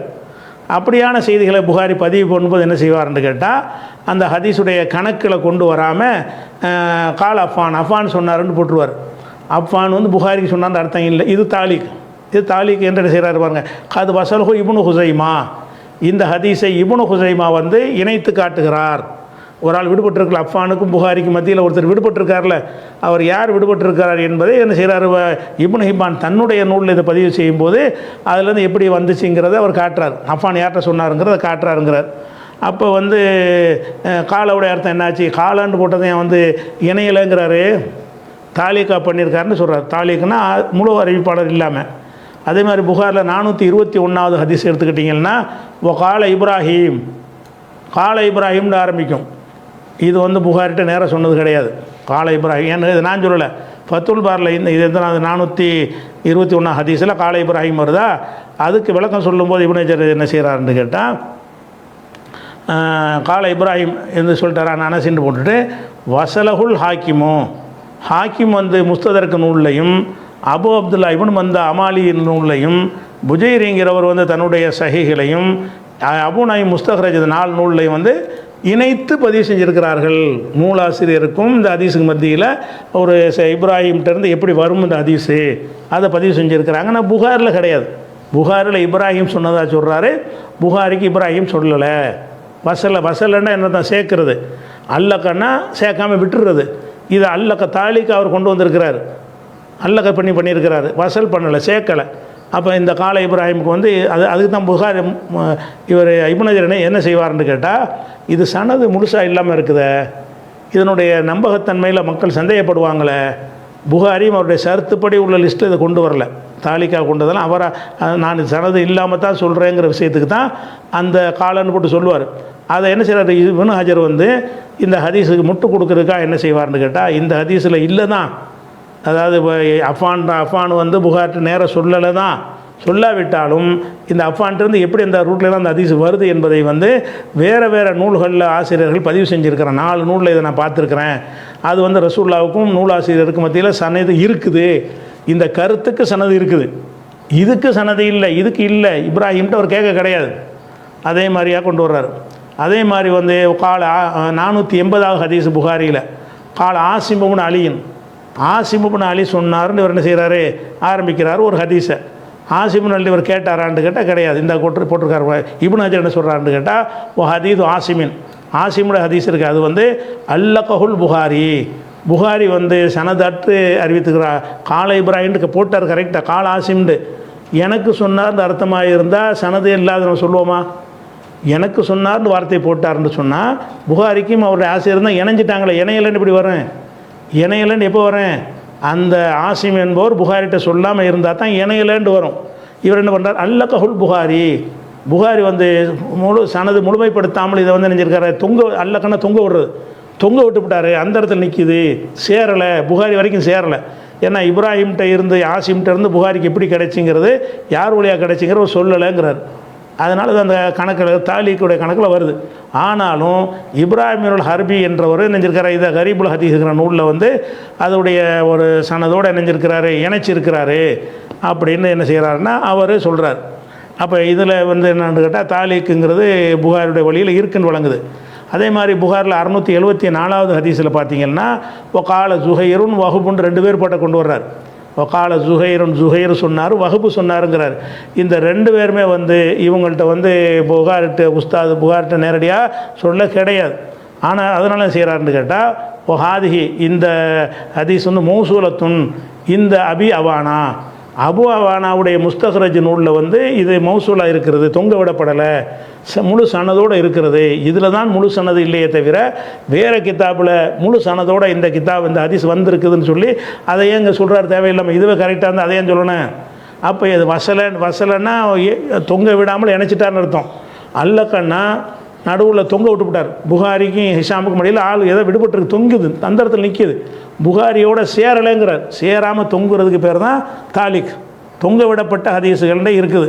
அது வந்து அந்த புகாரியுடைய ஷரத்துப்படி உள்ளது கிடையாது. அதையே புகாரி ஷரத்துப்படி சஹீன்னு யாரும் சொல்லவும் மாட்டாங்க. அது முழு சனதை கொண்டாந்து காட்டுன்றுவாங்க, விடுபட்ட ஆளை கொண்டாந்து காட்டுன்றுவாங்க. அந்த அடிப்படைலாம் நம்மளை விமர்சனம் பண்ணியிருந்தோம். அது ஒன்றாச்சா. அதே மாதிரி புகாரில் 1009வது ஹதீஸில் கால உமர் இப்னு ஹம்சா சொன்னார், எனக்கு சொன்னார் இல்லை, உமர் இப்னு ஹம்சா சொன்னார்னு இருக்குது. அந்த ஹதீஸுக்கு விளக்கம் சொல்லும்போது என்ன செய்கிறாருன்னு கேட்டால், இப்னு ஹஜர் சொல்கிறாரு, தரீக் உமர் அல் மல்லகா, உமருடைய இந்த தரீக் மல்லகான்னா தொங்க விடப்பட்ட வழி ஹதீஸ். இது தொங்க விடப்பட்டதுன்னா என்ன அர்த்தம்னா, உமர் இப்னு ஹம்சாட்ட புகாரி இந்த செய்தியை கேட்காதனால என்ன பண்ணுறாருன்னா காலன்னு போட்டார். சில ஆட்கள் வழியாக வந்திருக்கிறது அவர் ஒரு குறிப்பிட விரும்பலை, அதனால் நினைச்சிட்டாரு, இவரை மட்டும் நினைச்சிட்டாரு போட்டு விட்டார். இதுக்கு பேர் தாலிக்கு. ஆனால் வசலஹா அகமது, இந்த ஹதீஸ் அகமது இப்னு மாஜா இஸ்மாயிலி இவங்களெல்லாம் நினைஞ்சிருக்காங்கன்னு கேட்டால் முழு சனதோடு அறிவித்திருக்கிறார்கள். இவர்கிட்ட சனது இல்லை. இந்த சனதோட முழு சனதோடு அந்த நூல்களை நீங்கள் பார்த்துக்கிறங்க. இந்த ஹதீஸ் முழு சனது இல்லைங்கிறார். அப்போ காலாண்டு போட்டால் முழு சனது இல்லைன்னு ஏன் வருது? காலாண்டு போட்டால் அப்போ புகாரி வந்து காலாண்டு போடுவதை வந்து அதாவது எதை நம்ம நேரடியாக கேட்கலை அதுக்கு தான் போடுவார்னு வழங்குதா? புகாரியுடைய வழிமுறை தான் வழங்கி விடுகிறது.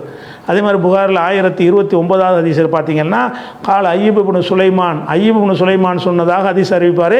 இவர் புகாரிட்ட சொன்னவர் இல்லை, ஏன்னா ஹத்தசனா போடலை. அப்போ என்ன தான் ஆய்வு பண்ணி பார்க்குறாங்க இப்னு ஹஜர் என்ன செய்கிறான்னு கேட்டால் இல்லான்னு தக்கர ஹாதிஹித்துர் தரீக்கு பிஸ்ஸிகத்தி தாலீக்குடைய வழி வார்த்தையை பயன்படுத்தி இதை சொல்லுகிறார். தாலீக்குடைய வார்த்தை இது கால, அந்தரத்தில் தொங்க விடப்படுற வார்த்தை இது கால. அப்போ தாலீக்குங்கிற வார்த்தையை பயன்படுத்தி தான் புகாரி இதை சொல்லி இருக்கிறார்.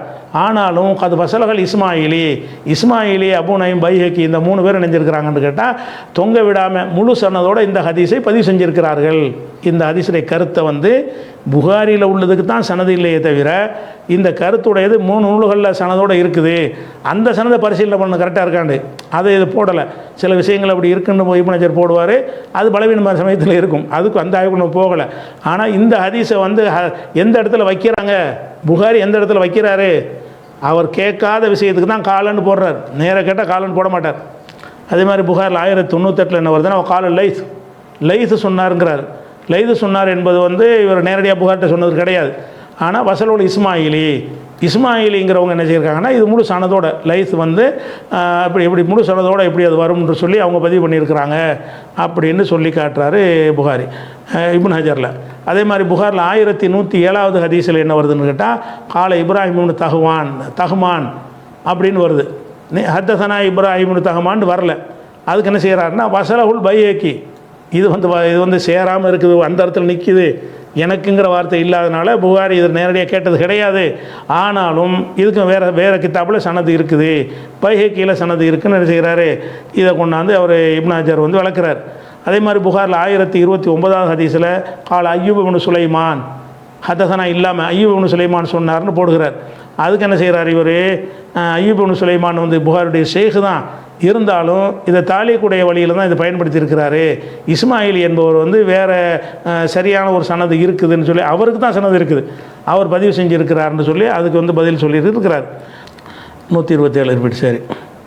அதே மாதிரி கால மாலிகுன் 41வது ஹதீஸில் கால மாலிக்கு சொன்னார், மாலிக் இமாம் சொன்னாருங்கிறார். மாலிக் இமாம் இவர்கிட்ட சொல்ல கிடையாது, மாலிக் இமாம் சொன்னாருங்கிறது எதை வச்சதுன்னு கேட்டால் இது வந்து இது தாலிக்கா நிற்கிது, இது வந்து அது வசலகு அபூதர் அல் ஹர்வி அந்த அபூதருடைய புகாரி இருக்குல்ல, அவருடைய புகாரியில் இது சனதோடு வந்திருக்கிறது, இதில் சனது இல்லை அப்படிங்கிறார்.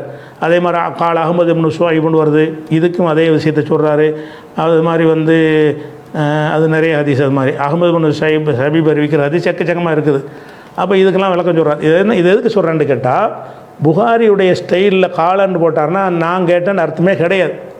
யாரை விட்டுருக்கிறாருங்கிறத கூட வேறு நூல்கள்லேருந்து பார்த்தோம்னா இந்த ஆட்கள்லாம் விடுபட்டுருக்காங்கன்னு தெரியுது. அதனால தான் நம்ம என்ன செஞ்சோம்னு கேட்டால் இப்போ ஹால ஹிஷாம்னு வருதில்ல, இந்த புகாருடைய ஸ்டைல்லையே கால ஹிஷாம்னாலேயே பொதுவாக அந்த சொல்லுக்கும் அந்த அர்த்தம் இல்லை, எனக்கு சொன்ன அர்த்தம் இல்லை பொது. அதே மாதிரி புகாரியுடைய உசூல் பிரகாரமும் அந்த அர்த்தம் கிடையாது, அது ஒன்று. அதனால என்ன செய்கிறாங்கன்னு கேட்டால் இப்போ கால ஹிஷாம் என்ற அந்த ஹதீஸை நம்ம பலவீனமாக்கியிருக்கிறோம். எதனால் பலவீனமாக்கியிருக்கிறோம், காலங்கிறது வந்து நேரடியாக கேட்டதை சொல்லாது. 2 ஹதீஸை தான் சரியான ஹதீஸ் என்று சொல்லுவோம், 2 ஹதீஸ் வந்து சரியானன்னு சொல்ல மாட்டோம். ஏன்னு கேட்டால் அதில் சிலரை விட்டுருக்கிறாரு. இந்த 2 ஹதீஸும் ஹிஷாம்கிட்ட புகாரி நேர கேட்கலன்னு வகையில் வச்சு சொல்லலை. காலண்டால் அது அர்த்தம், காலண்டால் என்ன அர்த்தம், நேர கேட்கலன்னு அர்த்தம். நேர கேட்கலன்னா ஒரு சோர்ஸ் வழியாக கேட்டிருப்பார்ல, அந்த சோர்ஸ் யார், அந்த சோர்ஸை வச்சு சிந்திச்சு பார்த்து தான் என்ன செய்யணும், அவர் ஹிஷாம்கிட்ட மூலக்குழம்பு முந்தி கேட்டாரா பிந்தி கேட்டாரான்னா என்ன செய்யணும், ஆய்வு செய்யணும். ஹிஷாம்கிட்ட புகாரியை கேட்டிருந்தாருன்னு ஆய்வு செய்ய தேவையில்லை. ஹிஷாம்கிட்ட ஹத்தசனா ஹிஷாம்ங்கிறாரா, மூலக்குழம்பு நாள்கிட்ட போய் ஒருத்தர் கேட்கவே மாட்டாங்க. ஹதீஸ்களை எந்த ஒரு மேதைகளும் வந்து அதையும் சொல்லிடுறேன் இந்த இடத்துல. என்னென்னு கேட்டால் நீங்கள் என்ன செஞ்சிட்டீங்கன்னா, அதாவது ஏற்கனவே லைவ் ஆக்கினத்துக்கு வேறொரு உசூலை ஏற்படுத்தி முகமது பின் யஹ்யா துஹ்லி போன்றவர்கள் அப்படி அறிவிக்க சான்ஸ் இருக்குதான்னு கேட்டீங்க. அதைத்தானே நீங்கள் புகாரிக்கும் கேட்டிருக்கீங்க. ஃபஸ்ட்டுக்கு புகாரி மாம் இப்படி அறிவிக்க சான்ஸ் இருக்கான்னு கேட்டிருந்தீங்க, இந்த பிரச்சனை வந்திருக்காது. புகாரி போன்ற அறிஞர்கள் இந்த மாதிரி இருக்க சான்ஸ் இருக்குதா, முகமது பின் யஹ்யா துஹ்லிக்கு என்ன சிறப்பிக்கும் அதை விட பன்மடங்கு சிறப்பு புகாரிக்கு இருக்கு. புகாரி இடத்துல லைவ் ஆகி போட்டு முகமது பின் யஹ்யா துஹ்லி இப்படி அறிவிப்பாரான்னு கேட்டால் அது எப்படி, அதான் சஹீஹ் துஹ்லி என்று தான் சந்தோஷப்பட்டிருப்பேன் நான் சொன்னது. சரியா, இந்த ஹதீஸை நம்ம எவனுமே பலவீனம் யாரும் சொல்ல மாட்டாங்க. ஏன் சொல்ல மாட்டாங்க, ஹிஷாம் இப்னு அம்மார்கிட்ட நேரடியாகவே புகாரி கேட்டுவிட்டார். எனக்கு அறிவித்தார்னு சொல்லிட்டார். எனக்கு அறிவித்தார்னு சொல்லும் பொழுது இந்த ஹதீஸும் புகாரில் தான் இருக்குது. இவர் வர்ற காரணத்தினால எந்த அறிஞரும் இதை பலவீனம்னு சொல்ல மாட்டார்கள். நானும் சொல்லலை, யாரும் சொல்ல ஏன் சொல்ல மாட்டார்கள்னு கேட்டால், இவர் நான் ஹிஷாமிட்ட கேட்டேங்கிறார். அவர் கடைசி காலத்தில் மூளை குழம்பி போனது தான் ஹிஷாமுடைய குறைபாடு. இவர் போய் நான் கேட்டேன்னு சொல்லும்போது மூளை குழம்பி இருந்து அவர்கிட்ட அறிவிப்பாரா? புகாரி அறிவிக்க போகிறார் ஹிஷாமுட்ட. அந்த ஹிஷாமுட்ட அறிவிக்க போகும்போது அவர் உன்னோட கொண்டு பேசினா தெரிஞ்சு போயிடும். அப்போ மூளை குழம்புனாட்டிருந்து அறிவிக்கக்கூடாது என்பது புகாரியுடைய ஒரு கொள்கையாக வச்சுக்கிட்டு இருக்கிறாரு. அப்போ அந்த மாதிரி இருக்கும் பொழுது எனக்கு ஹிஷாம் அறிவித்தார்னு ஒரு ஹதீஸ் அவர் போடவே மாட்டார். ஏன்? ஹிஷாம் இப்னு அம்மார் இவர் போய் பார்க்கக்கூடிய நேரத்தில் நல்லா இருக்கிறார். நல்லா இருந்தால் தான் போய் எனக்கு அறிவித்தார்னு சொல்லுவார்.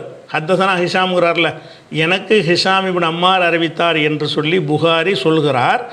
இதை சஹீஹான ஹதீஸ் என்று நானும் சொல்கிறேன், எல்லோரும் சொல்வார்கள், முஜாஹிதும் சொல்வார். இது சரியான ஹதீஸ். ஏன் சொல்கிறோம்னு கேட்டால், இந்த ஹிஷாம் இப்னு அம்மார் மூளை குழம்பினவராக இருந்தாலும் இதில் என்ன வருது? ஹிஷாம் இப்னு அம்மார் மூளை குழம்பியவராக, ஹிஷாம் இப்னு அம்மார் மூளை குழம்பியவராக இருந்தாலும் இந்த ஹிஷாமிட்ட பற்றி என்ன சொல்கிறார் புகாரி? எனக்கு ஹிஷாம் அறிவித்தாருங்கிறார்.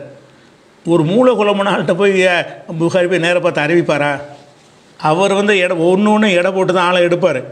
போய் பார்க்க போகும்போதே ஆள் மூளை குழம்புனா தள்ளாத வயசில் போய் பார்த்தான்னு வைங்க, அவர் தெரிஞ்சு போயிடும் இவர்கிட்ட அறிவிக்கிறது தகுதியற்றவர், திரும்பி இருப்பார், அறிவிச்சிருக்கிறார்.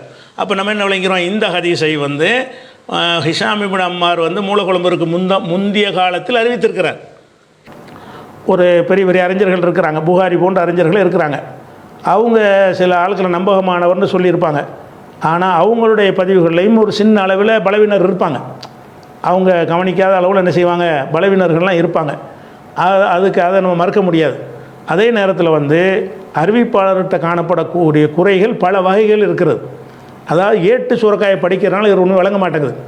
அறிவிப்பாளர்கள்ட்ட காணப்படக்கூடிய குறைகள் பலவீனம், நினைவாற்றல், இந்த மாதிரியான குறைகள் உள்ள விஷயம் இருக்குல்ல, அது ஒரு தனி விஷயம். அந்த இடத்துல எடை போடுற விஷயத்தில் புகாரியோ முஸ்லீமோ யார் வேண்டாலும் தவறு செஞ்சு விடுவார்கள், தப்பு செஞ்சு விட வாய்ப்பு இருக்கிறது.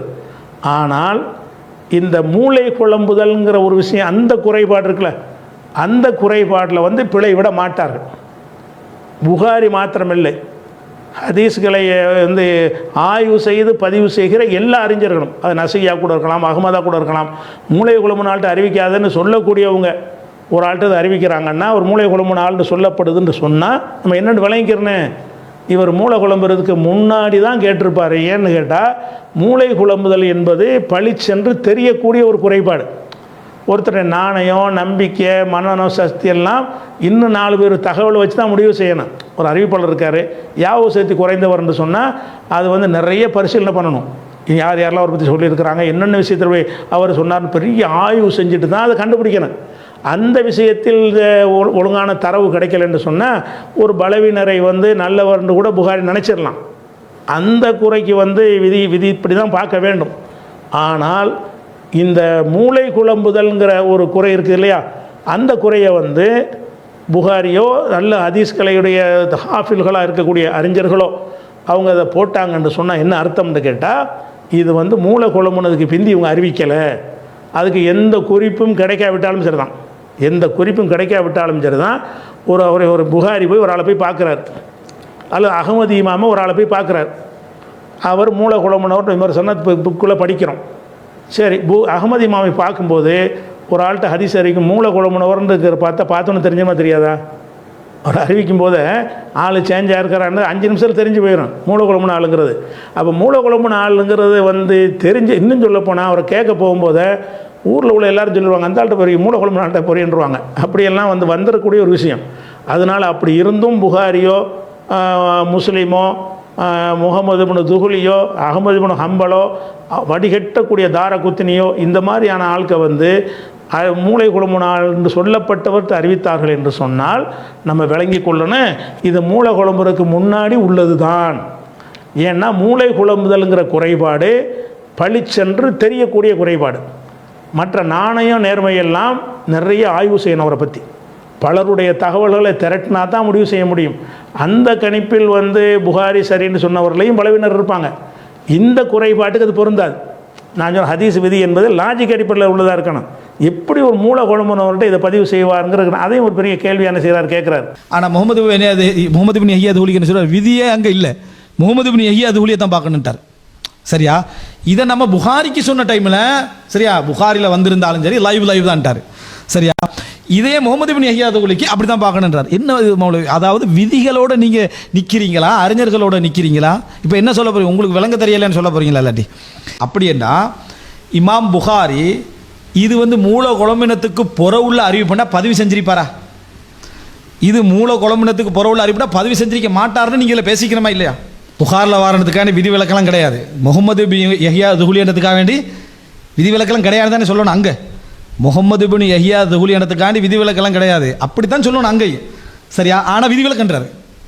முகமது பின் யஹ்யா துஹ்லி வார டைமில் அது விதிவிலக்கு, புகாரிக்கு விதிவிலக்கு கிடையாது, சஹீஹ் புகாரிக்கு விதிவிலக்கு கிடையாது அப்படின்றார். திறமைக்கெல்லாம் இங்கே விதிவிலக்கு இல்லை, அது புகாரில் வந்தாலும் சரி சட்டம் தான்ன்றாரு. சரியா? அதை வச்சு தான் நாங்கள் சொல்கிறோம்.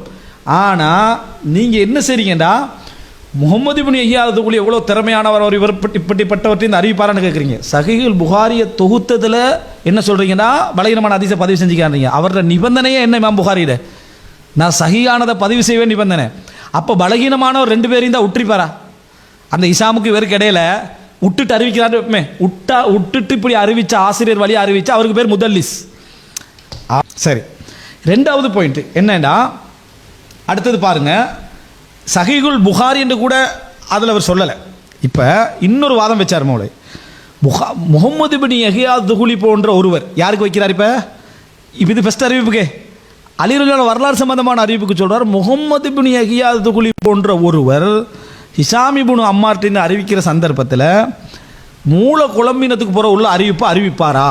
பிளேன்னு சொல்லியிருக்க வேண்டிய இடத்த நம்ம சொல்லுவோம். சஹீஹ் புகாரில் வரக்கூடிய 4 செய்தியுமே சஹீஹானது, எங்களுடைய பார்வை. நான் அந்த சப்ஜெக்டில் எதுவுமே நான் சொல்லலை, அதை வச்சு தான் நாங்கள் சொல்கிறோம். ஆனால் நீங்கள் என்ன செய்றீங்கடா, முகமது பின் யஹ்யா துஹ்லி எவ்வளோ திறமையானவர், அவர் இவர் இப்படிப்பட்டவற்றை இந்த அறிவிப்பாரான்னு கேட்குறீங்க. சஹீஹ் புகாரியை தொகுத்ததில் என்ன சொல்கிறீங்கன்னா பலகீனமான ஹதீஸை பதிவு செஞ்சுக்கான்றீங்க. அவரோட நிபந்தனையே என்ன இமாம் புகாரியிட, நான் சஹீஹானதை பதிவு செய்வேன் நிபந்தனை. அப்போ பலகீனமானவர் 2 பேரையும் தான் விட்டுருப்பாரா? நம்ம புகாரி சம்பந்தமான ஒரு இசை சம்பந்தப்பட்ட ஹதீஸை நம்ம பலவீனம்னு சொல்கிறோம். ஏன் சொல்கிறோம்னு கேட்டால், ஹிஷாம் இப்னு அம்மார் மூளை குழம்பிட்டார். சரி, மூளை குழம்புன ஆள்கிட்ட புகாரி நேர் அறிவிச்சார்னு வைங்க, அதை பலவீனம்னு சொல்ல மாட்டோம். அதனால தான் ஹத்தசனான்னு வரக்கூடிய 2ஐயும் நம்ம ஏற்றுக்கொள்கிறோம். ஏன்னாட்டா மூளை குழம்புன ஆள்கிட்ட போயெல்லாம் அறிவிக்க மாட்டாங்க யாருமே. இந்த மாதிரி ஒரு ஹாஃபில்களாக, ஒரு தரம் பிரிக்கிற ஒரு நிலையில் உள்ள நிபுணர்களாக இருக்கிறவங்க அறிவிக்க மாட்டாங்கங்கிறத சொல்கிறோம். அப்படி இல்லாமல் இருக்குமென்றால் அவள் காலங்கிறாரு, விடுபட்டு இருக்கிறத ஃபத்துல் பாரிலேருந்து எல்லாருமே என்ன செய்கிறாங்க, அதை நிறுவுறாங்க. வசூல் பண்ணலை, இது தொங்குது, இது சனது இல்லை, புகாரிக்கு அவருக்கு மத்தியில் ஒருத்தர் 2 பேர் விடுபட்டுருக்கிறாங்க அப்படின்னு சொல்ல வரும்போது, அந்த 2 பேரும் ஹிஷாம்கிட்ட போய் எப்போ கேட்டாங்க, மூலகுழம்புக்கு முந்தி கேட்டாங்களா பிந்தி கேட்டாங்களாங்கிறது தெரியாதனால தான் அதை பலவீனம்ங்கிறோம். புகாரி கேட்டேன்னா அது பலவீனம் சொல்ல மாட்டோம். ஏன்னு கேட்டால் அந்த உசுலையும் உங்களுக்கு சொல்லிவிட்றேன். அதாவது முகத்திமா இப்னு சலாஹில் ஒரு விஷயத்தை கொண்டு வர்றார். என்ன கொண்டு வர்றாருன்னு கேட்டால், ஹதீஸ் கலைக்கு இவர் தான் முக்கியமான ஆத்தண்டிக்காக எடுத்து காட்டுவாங்க. அதில் என்ன செய்கிறாருன்னு கேட்டால், ஆரிம் பின் முகம்மதுன்னு ஒரு ஆள் இருக்கார். ஆரிம் பின் முகமது பின் ஃபலல் என்கிற ஒரு ஆள். இவருடைய விமர்சனம் என்னென்னு கேட்டால், இஹ்தலத்து பிஹரத்தின் கடைசியில் மூளை குழம்பிட்டார் இவரை பற்றி இப்னு சலாஹில் உள்ள வாசகம் இது. அவர் என்ன செய்கிறாருன்னா, ஃபமா ரவாஹு அன்ஹுல் புகாரி, இவரிடமிருந்து புகாரி அறிவித்தவைகளும், ஓ முகமது பின் யஹ்யா துஹ்லி, அவரை பற்றி தான் பேசிக்கிட்டு இருக்கிறோம், முகமது பின் யஹ்யா துஹ்லி அறிவித்தவைகளும், ஓ கைருஹுமா மினல் ஹுஃபாலி, இவர் அல்லாத மற்ற ஹாஃபில்கள் அறிவித்தவைகளும், எம்பகி ஐயக்கூன மாஹூதன் கபல இஹ்திலாத்திஹி, மூளை குழம்பருக்கு முன்னாடி அறிவிக்கப்பட்டதாகத்தான் இருக்க வேண்டும். நீங்கள் தனி ஆதாரம் தேட வேண்டியதில்லைங்கிறார். யாருக்கு தேட வேண்டியதில்லை? மூளை குழம்புன குற்றச்சாட்டுக்கு இவர் மூளை குழம்புக்கு முன்னாடி அறிவித்தாரா பின்னாடி அறிவித்தாரா எந்த வருஷம் போனாரா அதை தேட தேவையே இல்லைங்கிறார். ஏன்? இவங்க மூளை குழம்புனால்ட்டு அறிவிக்க மாட்டாங்க, அதையே கொள்கையாக வச்சுக்கிறாங்க, ஹுஃபால்களாக இருக்கிறாங்க. அப்போ என்ன சொல்கிற, புகாரியை மட்டும் அவர் குறிப்பிடலை. எப்படி குறிப்பிட்றாரு? ஃபமா ரவாஹு அன்ஹுல் புகாரி, இந்த மூளை குழம்புனவரிடமிருந்து புகாரி எதை அறிவித்திருக்கிறாரோ, ஓ முகமது பின் யஹ்யா துஹ்லி, முகமது பின் யஹ்யா துஹ்லி எதை அறிவித்திருக்கிறாரோ, 2 பேருக்கு மாத்திரமில்லை, கைருஹுமா மினல் ஹுஃபால், இவர்கள் அல்லாத மற்ற ஹாஃபில்கள் ரேஞ்சில் உள்ளவர்கள் அறிவித்த அனைத்துமே நீங்கள் ஆதாரம் தேட வேணாம். எம்பகி அவசியம் ஐய கூண மாஹூதனு கபல இஹ்திலாத்திஹி, மூலகுழம்புக்கு முன்னாடி அறிவிக்கப்பட்டதாகத்தான் இருப்பது அவசியம். ஏன் அப்படி சொல்கிறாரு? மூலகுழம்பு நாட்டை அறிவிக்க மாட்டாங்க, பளிச்சன்னு தெரிகிற குறை. மற்ற பலவீனங்கள்லாம் அந்த கணிப்பில் வித்தியாசங்கள் வரலாம். அப்போ இது நீங்கள் கேட்டீங்க போக இவருக்கு தனி சட்டமாக, இவர் சட்டத்துக்கு அப்பாற்பட்டவரா? இந்த குறைக்கு அப்பாற்பட்டவர்கள் தான். எந்த குறைக்கு? மூளை குழம்புனவர் என்ற விமர்சனத்தை பொறுத்த வரைக்கும் ஹாஃபில்களாக இருக்கிற எல்லாருமே இந்த இதுக்கு அப்பாற்பட்டவர்கள். அவர்கள் முன்ன கேட்டாரா பின்ன கேட்டாரான்னு தேட தேவையில்லை. அவங்க மூளை குழம்புனால்னு தெரிஞ்சாலும் ஓடி ஒடியாந்துருவாங்க, பார்த்தோன்னே தெரிஞ்சு போயிடும். அப்படியும் அறிவித்திருக்கிறாள் என்று சொன்னால் அவர் நல்ல கண்டிஷனாக இருக்கும்போது தான் அறிவிச்சிருக்கிறாங்கன்னு அர்த்தம்ங்கிறார். ஆதாரம் தேடுங்கன்னு சொல்லலை, எம்பகைங்கிறார். அதுதான் அவசியம். அப்படி தான் இதெல்லாம் லாஜிக்கு தானே, லாஜிக்கு படியும் இருக்கிறது. அப்போ இப்னு ஸலாஹ் அந்த மூலகுழம்புனவர் விஷயமான விதியை சொல்லும் பொழுது புகாரி முஸ்லிமை தவிரன்னு இவர் விதியில் கொடுக்குறாரு. ஆனால் இவர் என்ன செய்கிறாரு? புகாரி முஸ்லிம் வகையில் அவங்க சர்டிஃபிகேட் கொடுக்கப்பட்டவங்களா, அந்த திறமை தகுதி தான், அந்த தகுதியில் எல்லாருக்கும் இதை கொடுங்கங்கிறார். அதாவது ஃபமா ரவாஹு அன்ஹுல் புகாரி இந்த மூலகுழம்பினர்களையாக அறிவித்தவைகளும் ஓ முகமது பின் யஹ்யா துஹுலி, முகமது பின் யஹ்யா துஹுலி அறிவித்தவைகளும் ஓ கைருஹுமா மினல் ஹுஃபால், ஹாஃபில்களில் இவர்கள் அல்லாத மற்றவர்கள் மற்ற எல்லாத்தையும் சேர்க்கிறார். அஹ்மது ஹம்பலாக இருக்கட்டும், நசவியாக இருக்கட்டும், தாரகுத்தினியாக இருக்கட்டும், இந்த ஹாஃபில்கள் அறியப்பட்டவர்களுடைய எல்லாரையும் எடுத்துக்கொள்கிறார். இம்புட்டு பேரும் மூலகுழம்புன்னு அறிவித்தார்களே ஆனால் எம்பகி ஐய கூண மாஹூதன் அன்ஹு, அவரிடமிருந்து அறிவிக்கப்பட்டதாக இருக்க வேண்டும், அவசியம். கபல இஹ்திலாத்திஹி, மூலகுழம்புக்கு முன்னாடி இருப்பது அவசியம் அப்படின்னு சொல்லிடுறார். அப்போ புகாரி முஸ்லீமு முகமது யஹ்யா இவங்க கிதாபுகளில் எல்லாம் மூலகுழம்புனவர்னு வந்துருச்சுன்னு சொன்னால் அது கண்டுக்கிறவே தேவையில்லை. ஏன்னாட்டா மூலகுழம்புன ஆளாக இருந்தாலும் இவர்கள் மூலகுழம்புறதுக்கு முந்தி தான் அவர்கிட்ட அறிவிச்சு இருப்பாங்க. மூலகுழம்புக்கு பிந்தி அறிவிக்கிற அளவுக்கு உள்ள ஒரு மூளையற்றவர்கள், கவனமற்றவர்கள் கிடையாது இவங்க அப்படிங்கிறது நான் சொல்லவில்லை. நீங்கள் ஹதீஸ் உசூலுக்கு ஒரு முக்கியமாக ஆதாரமாக காட்டக்கூடிய, உலகமே ஏற்றுக்கொண்டிருக்கக்கூடிய இப்னு ஸலாஹுடைய நூலில் இந்த விதியை கொண்டு சொல்கிறார். அப்போ நம்ம என்ன செய்கிறோன்னு கேட்டால், இப்போ முகமது யஹ்யாங்கிறது அந்த உஸ்மான் கொலை செய்யப்பட்ட ஹதீஸ் இருக்குல்ல, அதெல்லாம் பேசிக்கிட்டு இருக்கிறோம். அதெல்லாம் ஹிஷாம் வர்றாரு. அந்த ஹிஷாம் வர்றாருன்னு சொன்னால் அந்த ஹிஷாம் மூளை குழம்பியவராக இருந்தாலும் அவரிடமிருந்து அறிவிக்கிறவர் யாருன்னு கேட்டால் துஹுலி அறிவிக்கிறார். துஹுலி மூளை குழம்புன்னு அறிவிக்க மாட்டார். அதனால் அந்த புகாரிக்கு கொடுத்த அதே வித்தியாசமெல்லாம் படுத்தலை.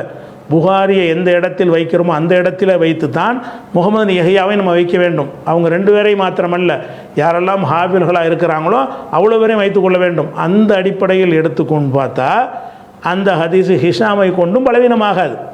உஸ்மான் கொல்லப்பட்ட விஷயத்துக்கு அந்த ஹிஷாம் இப்னு அம்மார் மூளை குழம்பிட்டாரே, இது மூலகுழம்புனதுக்கு பிறகு உள்ள ஹதீஸான எப்படி சொல்கிறேன்னு கேட்குறீங்கல்ல, அது சொல்ல தேவையில்லை. ஏன்னாட்டா அவரிடமிருந்து அறிவிப்பவர் முகமது யஹ்யா துஹுலிக்கு இது பொருந்தாது. துஹுலிக்கு மட்டும் பொருந்தான்னு அவர் விதிவிலக்கான்னு கேட்குறாரு. இல்லை, அவருக்கு மட்டும் விதிவிலக்கு இல்லை, புகாரிக்கும் பொருந்தாது, முஸ்லீமுக்கும் பொருந்தாது, நசைக்கு பொருந்தாது. ஹாஃபில்கள் அறியப்பட்ட ஹதீஸ்களை சுண்டி பார்க்கக்கூடிய இருக்காங்கல்ல, அவங்களுக்கு இது பொருந்தாது என்று சொல்லிட்டாங்க. இதை வச்சுக்கிட்டு பார்த்தீங்கன்னா இவர் கேட்குற ஒவ்வொரு கேள்வியும் பாருங்கள். ஒருவர் சிந்தனை குழப்பத்துக்கு உள்ளான ஒருவர்கிட்ட சிந்தனை குழப்பத்துக்கு முன்னால் அறிவிக்கிறோட அறிவிப்பு எடுத்துக்கலாம், பின்னால் அறிவிக்கிற அறிவிப்பு என்ன செய்யக்கூடாது, எடுக்கக்கூடாது. இந்த விதி முகமது பின் யஹ்யா துஹுலிக்கு பொருந்தாது. காரணம், அவர் முன்னால் உள்ள அறிவு மட்டும்தான் அறிவிப்பார், பின்னால் அறிவிக்க மாட்டார். அவ்வளவுக்கு டேலண்டானவர், அவருக்கு விதியே பொருந்தாது. எந்த ஹதீஸ் அவர் அறிவித்தாலும் சஹீஹ் தான். அதே மாதிரி மூளை குழம்புறதுக்கு உசூல் சொல்கிறார் பாருங்க. மூளை குழம்புறதுக்கு அறிஞர்கள் டிக்கிற ஒரே உசூல் என்ன தெரியுமா? காலம். இவர் எந்த காலத்தில் சந்திச்சார், எந்த காலத்தில் இந்த ஹதீஸை கேட்டார், கன்ஃபார்மாக இருக்கணும். இவர் மூளை குழம்புறதுக்கு முன்னால் கேட்ட ஹதீஸ்கள் தான், அதுக்கப்புறம் இவரை சந்திக்கலைன்னா அவர் ஹதீஸ் என்ன செய்வாங்க, ஏற்றுக்கொள்வாங்க. இல்லை பிந்தியும் சந்திச்சார் முந்தியும் சந்திச்சாருன்னு சொன்னால் ஏற்றுக்கொள்ள மாட்டாங்க. இவ்வளோ மட்டும்தான் உசூல். நீங்கள் எனக்கு மறுப்பு சொல்லும் வரைக்கும் உங்களுக்கு அப்படி தான் உசூல் இருந்துச்சு. இதில் என்ன சொல்கிறாருன்னு கேட்டால், மூளை குழம்புறதுக்கு ஒரு உசூல் என்ன, பிந்தி கேட்டார்னு இருந்தால் கிடையாது, முந்தி கேட்டார்னா ஆதாரம் வேணும், ஒரே உசூலுங்கிறாரு. சொல்லிவிட்டு என்ன செய்கிறாருன்னு கேட்டால் அது புகாரிக்கு பொருந்தாதுங்கிறார். அப்படின்னா இமாம் புகாரி இது மூல குழம்பினத்துக்கு புற உள்ள அறிவிப்புனா பதிவு செஞ்சிருப்பாரா? இது மூல குழம்பினத்துக்கு புற உள்ள அறிவிப்புனா பதிவு செஞ்சிருக்க மாட்டாருன்னு நீங்கள் பேசிக்கணுமா இல்லையா? என்னட்டு அவர் வந்து கரெக்டாக தான் அறிவிப்பார். புகாரிக்கு விதிவிலக்குங்கிறார். முதல்ல உசூலுக்கு யாருக்கும் விதிவிலக்கு இல்லைங்கிறார். அடுத்து பாருங்க, முந்தி சிவராலம் பலால் இமாம் தஹபி வந்து பட்டியல் ஒரு 2 பேரை பட்டியலை போடுவார். அவருக்கு இந்த காலத்துக்கு முன்னால் மௌத்தாயிட்டார், இந்த காலத்துக்கு முன்னால் மௌத்தாயிட்டார், 3 பேரை பட்டியல் போடுவார். அதில் முகமது பின் யஹ்யா துஹ்லியெல்லாம் என்ன செய்யல, கொண்டு வரல. இமாம் புகாரியும் கொண்டு வரல. இமாம் புகாரியும் கொண்டு வரல. இமாம் புகாரியும் கொண்டு வரல. முந்தி கேட்டவர் என்று புகாரிக்கும் விதிவிலக்கு இல்லை, துஹ்லிக்கும் விதிவிலக்கு இல்லைங்கிறார். அடுத்து என்ன செய்கிறாருன்னு கேட்டால், அதாவது முகமது பின் யஹ்யா துஹ்லி இருக்கார்ல, அவர் வந்து சுண்டி பார்க்கக்கூடிய ஒரு ஆளாக இருக்கார். அவர் வந்து ஹிஷாம்கிட்ட கேட்டார் என்று சொன்னால் அவர் வந்து மூளை குழம்பின போது போய் கேட்க மாட்டார். அந்த வரலாறு நமக்கு தேவையில்லை. அந்த வரலாறு நான் சொல்லியிருக்கிறேன். வரலாறு இல்லாவிட்டாலும் இதான் நிலையை நான் சொல்லியிருக்கிறேன். வரலாறு கிடைக்காவிட்டாலும் முகமது பின் யஹ்யா துஹ்லி போன்றவர்களுக்கு இந்த விதி கிடையாது. ஏன் கிடையாதுன்னு கேட்டால், அவங்க வந்து மூளை குழம்புன ஆள்கிட்ட இருந்து போய் அறிவிக்க மாட்டாங்க அப்படின்னு சொல்லிட்டோம். அது முகமது பின் யஹ்யாவுக்கு மட்டுமா நம்ம சொன்னோம்? இல்லை, முகமது பின் யஹ்யாவுக்கு இந்த நிலைமை தான், ஹாஃபில்களுக்கு இந்த நிலைமை தான், புகாரிக்கு இந்த நிலைமை தான். அப்போ இந்த 7வது வீடியோ பாருங்கள். இந்த வீடியோவில் அது நானே விலைக்கு இருக்கிற எப்படி விலைக்கு இருக்கிறேன், புகாரியாகவே இருக்கட்டும். அவர் இந்த ஹதீஸை நம்ம எவனுமே பலவீனம் யாரும் சொல்ல மாட்டாங்க. ஏன் சொல்ல மாட்டாங்க? ஹிஷாம் இப்னு அம்மார்கிட்ட நேரடியாகவே புகாரி கேட்டுவிட்டார். எனக்கு அறிவித்தார்னு சொல்லிட்டார். எனக்கு அறிவித்தார்னு சொல்லும் பொழுது இந்த ஹதீஸும் புகாரில் தான் இருக்குது. இவர் வர்ற காரணத்தினால எந்த அறிஞரும் இதை பலவீனம்னு சொல்ல மாட்டார்கள். நானும் சொல்லலை, யாரும் சொல்ல மாட்டேன். ஏன் சொல்ல மாட்டார்கள்னு கேட்டால், இவர் நான் ஹிஷாம்கிட்ட கேட்டேங்கிறார். அவர் கடைசி காலத்தில் மூளை குழம்பி போனது தான் ஹிஷாமுடைய குறைபாடு. இவர் போய் நான் கேட்டேன்னு சொல்லும்போது மூளை குழம்பி இருந்து அவர்கிட்ட அறிவிப்பாரா? புகாரி அறிவிக்க போகிறார் ஹிஷாமுட்ட. அந்த ஹிஷாமுட்ட அறிவிக்க போகும்போது அவர் உன்னோட கொண்டு பேசினா தெரிஞ்சு போயிடும்.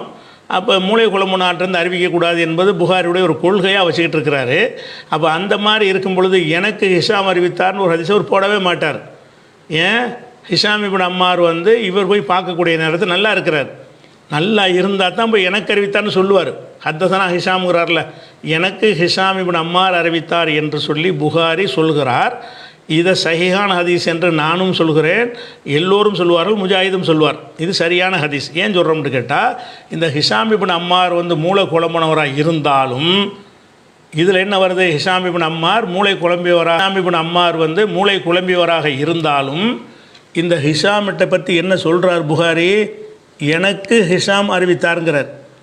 ஒரு மூளை குழம்புனால்கிட்ட போய் புகாரி போய் நேராக பார்த்து அறிவிப்பாரா? அவர் வந்து ஒன்று எடை போட்டு தான் ஆளை எடுப்பார். போய் பார்க்க போகும்போதே ஆள் மூளை குழம்புனா தள்ளாத வயசில் போய் பார்த்தான்னு வைங்க, அவர் தெரிஞ்சு போயிடும் இவர்கிட்ட அறிவிக்கிறது தகுதியற்றவர், திரும்பியிருப்பார். அறிவிச்சிருக்கிறார். அப்போ நம்ம என்ன விளங்கிறோம்? இந்த ஹதீஸை வந்து ஹிஷாம் இப்னு அம்மார் வந்து மூளை குழம்புக்கு முந்திய காலத்தில் அறிவித்திருக்கிறார். ஹிஷாம் இப்னு அம்மார்லேருந்து மூளை குழம்பினார் என்று கண்டறிந்த பிறகு புகாரி அறிவிக்க மாட்டார். அவருடைய கொள்கை யார் சொன்னாலும் அறிவிக்கிறவர் அல்ல அவர். அது ஒரு எடை போட்டு தான் அறிவிப்பார். அறிவிப்பெல்லாம் புகாரில் இடம்பெற செய்வதற்கு சில கண்டிஷன் வச்சுருக்கிறார். அந்த கண்டிஷனுக்கு உட்பட்டு இருந்தால் ஹிஷாம் இப்னு அம்மார் என்பவர் மூளை குழம்பலை என்று தெரிந்தால் தான் அவர்கிட்ட அறிவிப்பார். அப்போ ஹிஷாம் இப்னு அம்மார்லேருந்து புகார் அறிவித்திருக்கிறார். இதை நான் பலவீனம்னு சொல்லலை. இதெல்லாம் சொன்னால் தான் அந்த விஷயம் உங்களுக்கு புரிய வரும். மூளை குழம்புன ஆள்கிட்ட அறிவித்த ஹத்தஸனா இஸ்மாயில்னு போட்டிருக்கிறாரு. இஸ்மாயில் மூளை குழம்புனவர்னு உங்களுக்கு குறிப்பு கிடைக்கிறது. நீங்கள் கண்டுக்கிறாமல் போயிட்டே இருக்க வேண்டியதான். ஏன்னு கேட்டால், இஸ்மாயில் மூளை குழம்பு இருந்தாலும் புகாரி அவர்கள் மூளை குழம்புன்னு அறிவிக்க மாட்டார். அறிவித்திருக்கிறார் என்று சொன்னால் மூளை குழம்புவதற்கு முந்திய கட்டம் ஒன்று இருக்கும்போது அந்த அறிவிப்பாளருக்கு அந்த காலத்தில் தான் அறிவித்தார் என்று எடுத்துக்கொள்ள வேண்டும்னு நான் சொல்லியிருக்கிறேன். யாருக்கு சொல்லியிருக்கேன்? புகாரிக்கு தான் சொல்லியிருக்கிறேன். புகாரிக்கு ஒரு நிலை, முகமது யஹ்யாவுக்கு ஒரு நிலையான்னு கேட்குறாரு. நான் அப்படி சொல்லவே இல்லை. எல்லாருக்கும் அந்த நிலை தான். அதே மாதிரி முகமது யஹ்யா இருக்கார், அவருக்கு அந்த நிலை தான். அவர் என்ன செய்கிறார்? ஹிஷாம்கிட்டருந்து அறிவிக்கிறார். ஹிஷாம் மூளை குழம்பி இருந்தாரையானால் அவர்கிட்ட போய் பார்த்தவொன்னே அறிவிக்க மாட்டார். இந்த ஆள்கிட்ட போய் நம்ம எப்படி அறிவிக்கிறது? மூளை குழம்பிட்டாருன்றவார். இது முகமது யஹ்யாவுக்கு மட்டும் இல்லை, இன்னும் எல்லாருக்கும் இருக்கிறது. யாரெல்லாம் ஹாஃபில்களாக இருந்தால் சாதாரண அறிவிப்பாளர்களாக வருவாங்கள்ல, அவங்களுக்கு தான் மூளை குழம்புனாலும் சரி, பொய்யனாக இருந்தாலும் சரி, எல்லாத்தையும் கூட அறிவிக்கிறான்னு ஒரு கூட்டம் இருப்பாங்க. அப்படிப்பட்டவர்கள் வழியாக அவர் சொன்னார், அறிவித்தா தான் இந்த ஆள் இப்போ போய் கேட்டார். இவர் ஆய்வு செய்கிற ஆள் கிடையாது. இந்த ஆள் கேட்கும்போது மூளை குழம்பி இருந்தாரா இல்லையா என்பதெல்லாம் தேட வேண்டிய அவசியம் அந்த மாதிரியான ஆட்களுக்கு தான் வருமே தவிர இவருக்கு வராது. அப்போ இந்த 7வது நான் போட்டிருக்கிற வீடியோவில் தெளிவாக நான் சொல்லியிருக்கிறேன். புகாரிக்கும் இந்த நிலை தான், முகமது யஹ்யாவுக்கு இந்த நிலை தான். அப்போ ஹிஷாம் இப்னு அம்மார் மீது நீங்கள் மூளை குழம்பியவருங்கிற விமர்சனத்தை வைத்து உஸ்மானுடைய கொலையை சொல்லக்கூடிய ஹதீஸை பலவீனத்துக்கு ஒரு காரணமாக்குனீங்க. ஆனால் உங்கள் கருத்துப்படி ஹிஷாம் பலவீனமானவர் இல்லை, எதுண்டா பார்த்து கேட்டீங்க. அப்படி வச்சாலும் அது புகாரிக்கும் பொருந்தாது, முகமது யஹ்யாவுக்கும் பொருந்தாது. அப்போ ஏன் இந்த இடத்துல நீங்கள் ஹிஷாமை போட்டிருக்காரு, அதையே நீங்கள் பலவீனம்னு சொன்னீங்கன்னு கேட்டால் அது சனது இல்லை. சனதோடு சொன்னது 2 ஹதீஸு சரின்னு தானே சொல்கிறோம். புகாரிக்கு ஒரு நிலைமை, இவருக்கு ஒரு நிலைமை. என்ன செய்கிறாருன்னு கேட்டால் கால ஹிஷாம்ங்கிறத பலவீனம்ங்கிறோம்ல, புகாரில் வந்தால் பலவீனமாக, முகமது யஹ்யா சொன்னால் சரியாங்கிறாரு. அதில் என்ன வார்த்தைக்காக அதை சொன்னோம், இதில் என்ன வார்த்தைக்காக சொல்கிறோம்? அதில் புகாரி காலாண்டு போட்டால் சனது இல்லைன்னு அர்த்தம். அதே புகாரி ஹத்தசனான்னு போட்ட ஹதீஸுக்கு நம்ம விமர்சனம் பண்ணோமா? எங்களுக்கு சொன்னார்னு சொல்லிட்டார்ல, எங்களுக்கு சொன்னார்னு சொல்லிட்டாரே, ஆனால் அவருக்கு இந்த விதி கிடையாது. மூளை குழம்பாட்டி தான் போய் அறிவிப்பார். அப்போ அந்த 2 ஹதீஸை நம்ம சரின்னு சொல்லிட்டோம். அப்போ இந்த 2 ஹதீஸ் சரியில்லைன்ட்டு எதை கொண்டு வேறுபடுத்துகிறோங்கிற இந்த விஷயத்தை கூட விளங்காமல் பொதுமக்களை ஏமாத்துகிற மாதிரி வார்த்தையை போட்டுக்கிட்டு புகாரில் உள்ள ஹிஷாமை ஏற்றுக்கிற மாட்டாங்களாம் இவரா அப்படின்னா என்ன நீ பேசுகிறீங்க? என்ன காரணம் சொல்லி சொன்னோம், அது விளக்கில் பேசணும். நம்ம என்ன காரணம் சொல்லியிருக்கிறோம்? புகாரி நேர கேட்டேன் என்று ஹிஷாம்கிட்ட கேட்டேன்னு சொன்னாரே, ஆனால் அது கரெக்டுங்கிறோம். ஏன்னு கேட்டால் அவர் நேர கேட்கும்போது தவறானட்டா அறிவிக்க மாட்டார்.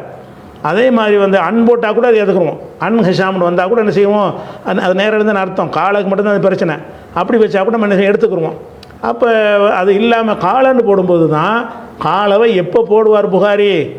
யாராவது விடுபட்டிருந்தால் தான் போடுவார், முழு சனது இல்லாட்டி தான் போடுவார். அப்படிங்கிறதுக்கு ஒரு ஆதாரத்தை கொண்டு நிரூபிச்சிட்டேன். அந்த அடிப்படையில் தான் இதில் ஹிஷாம்கிட்ட புகாரி இந்த ஹதீஸை கேட்கலை அப்படின்னு புகாரியுடைய நிலைப்பாட்டிலிருந்து நமக்கு விளங்குகிறோம். இப்னு ஹஜருடைய விளக்கத்திலிருந்து விளங்குகிறோம். புகாரியுடைய ஹதீஸுடைய காலவுடைய அந்தஸ்து என்னன்னு சொல்கிற அந்த ஒவ்வொரு சொல்லுக்கும் அந்தஸ்து சொன்னார்ல, அதில் ஒரு காலவை குறிப்பிடவே இல்லை. அதிலிருந்து விளங்குகிறோம். உலகத்தினுடைய நடைமுறையை வச்சு விளங்குகிறோம். காலாண்டா என்ன நேரம் சொன்னால் நடத்தம் இல்லைண்டு. அப்போ ஏதோ ஒரு ஆள் விடுபட்டு இருக்கிறாருங்கிறதுனால தான், அந்த ஒரு காரணத்தினால தான் அந்த விடுபட்ட ஆள் இருக்கார்ல, அவர் மூலகுழம்பு வந்து கேட்டாரா இல்லையான்னு ஆய்வு செய்ய வேண்டியிருக்கிறது. அவர் புகாரி மேலே ஆண்டு கிடையாது. புகாரிக்கு நாங்கள் இதை ஆய்வு செய்ய மாட்டோம். அந்த விடுபட்டிருக்காரில் ஒரு ஆள், அந்த ஆள் புகாரி போல் உனக்கு சுண்டி பார்த்து எடுக்கக்கூடிய ஒரு ஆளாக இருக்கும் என்று தெரிய வந்தால் அப்போ கூட அதை ஏற்றுக்குருவோம். அது தெரியாத ஒரு காரணத்தினால தான் அதை யாரும் சொல்லலையில் அவர் தான் காலன் மட்டும் தானே சொல்கிறாரு, யாரை விட்டுட்டேங்கிறது சொல்லலை. அப்படி இருக்கிறதுனால என்ன செய்கிறோம்னு கேட்டால் நமக்கு தெரியாதனால மூலகுழம்பையை முந்தியா பிந்தியான்னு தெரியலைன்னா பெண்டிங்கில் வைங்க. மூலகுழம்புக்கு முந்தி அறிவிச்சார்னு அதுக்கு ஆதாரம் கிடைச்சா அதை கூட சரி நாளைக்கு மாற்றி கூட நாங்கள் சொல்லுவோம். அது ஒன்றும் எங்களுக்கு பிரச்சனை கிடையாது. அப்போ என்னன்னு கேட்டால் அவர் என்ன செய்கிறாருன்னு கேட்டால், புகாரியில் வந்தால் ஹிஷாம் பலவீனமாம். இது பாமரத்தனை. இது வந்து ஒரு ஆய்வாளர்களோட வாயிலிருந்து வரக்கூடாது. ஒரு பாமரத்தனமாக மக்களை என்ன செய்ய திசை இருப்புறது. பார்த்தீங்களா, புகாரில் உள்ள ஹதீஸ் பலவீனம், அதே ஹிஷாம் வந்தால் இது பலம்ங்கிற 2 ஒரே மாதிரியாக இருக்குதா? அது புகாரில் வர்ற 2 ஹதீஸ் நான் சரின்னு தானே சொல்லியிருக்கிறேன். 2 ஹதீஸ் தானே சரி இல்லைங்கிறேன். அது என்ன காரணத்தினால சொன்னேன், அந்த காரணம் இங்கே இருக்குதா? இதில் அன் போட்டு தானே முகமது யஹ்யா வந்து அன் ஹிஷாம்னு அறிவிக்கிறார். அவர் அன் போட்டாலும் ஒன்று ஹத்தசனா ஒன்று தானே. அவர் ஹிஷாம் வழியாக அறிவிக்கிறார், காலான்னு சொல்லலை. அவரும் காலன்னு போட்டு அறிவிச்சாருன்னா அதையும் அதே கசல் நிப்பாட்டிடலாம். அப்போ முகமது யஹ்யா என்ன செய்கிறாருன்னா ஹிஷாம் வழியாகன்னு சொல்கிறார். அப்போ ஹிஷாம்கிட்ட கேட்டார், நேராக கேட்டிருக்கிறார். நேராக கேட்டார்னு சொன்னால் இவர் கேட்பாரா? அது மாதிரி ஆள்கிட்ட கேட்பாரா? கேட்க மாட்டார். அதுக்கு தான் திருப்பி ஒரு காப்போ. இப்போ பாருங்கள், எல்லாத்துக்கும் பதிலாக போயிடும். என்னது? முகத்திமா இப்னு சலாஹில் வரக்கூடியது ஆரிமை பற்றி. ஆரிமை பண்ண முகமது இப்னு ஃபதுல் அபு நோமான் இந்த ஸ்க்ரீனில் பாருங்கள். அவர் கடைசி காலத்தில் மூளை குழம்பி விட்டார் சொல்லிட்டு ஃபமா ரவாஹு அன்ஹுல் புகாரி, இவர் வழியாக இந்த மூளை குழம்புனவர் வழியாக புகாரி அறிவித்தவைகளும் ஓ முகமது இப்னு யஹ்யா துஹுலி, முகமது இப்னு யஹ்யா துஹுலி அறிவித்தவைகளும் ஓ கைருஹுமா மினல் ஹுஃபால், இந்த 2 பேர் அல்லாத ஹாஃபில்கள் மற்ற ஹாஃபில்கள் அறிவித்தவைகள் எல்லாமே மூலகுலமுன இந்த ஆள்கிட்ட அறிவித்த அனைத்துமே எம்பகை ஐயக்கூன மஹூத நன்ஹு கபுல் இஹ்திலாத்திஹி, அவர் மூலகுலமுனருக்கு முந்தி அறிவித்ததாகத்தான் இருக்க முடியும் அப்படின்னு சொல்லிடுறார். அப்போ இந்த ஹிஷாம் இப்னு அம்மாருங்கிற இடம்பெற்ற காரணத்தினால அலியுடைய கொலை சம்பந்தப்பட்ட ஹதீஸை நீங்கள் பலவீனமாக்க முடியாது. ஏன் முடியாது என்று கேட்டால், அந்த ஹிஷாம் அறிவிக்கிறாரு, ஹிஷாமிடமிருந்து அறிவிக்கிற ஆள் யார்? முகமது இப்னு யஹ்யா. அவருக்கு இந்த ரூல் இல்லை. அவருக்கு மட்டும் இல்லை, அந்த தரத்தில் உள்ள யாருக்கும் இந்த ரூல் இல்லை.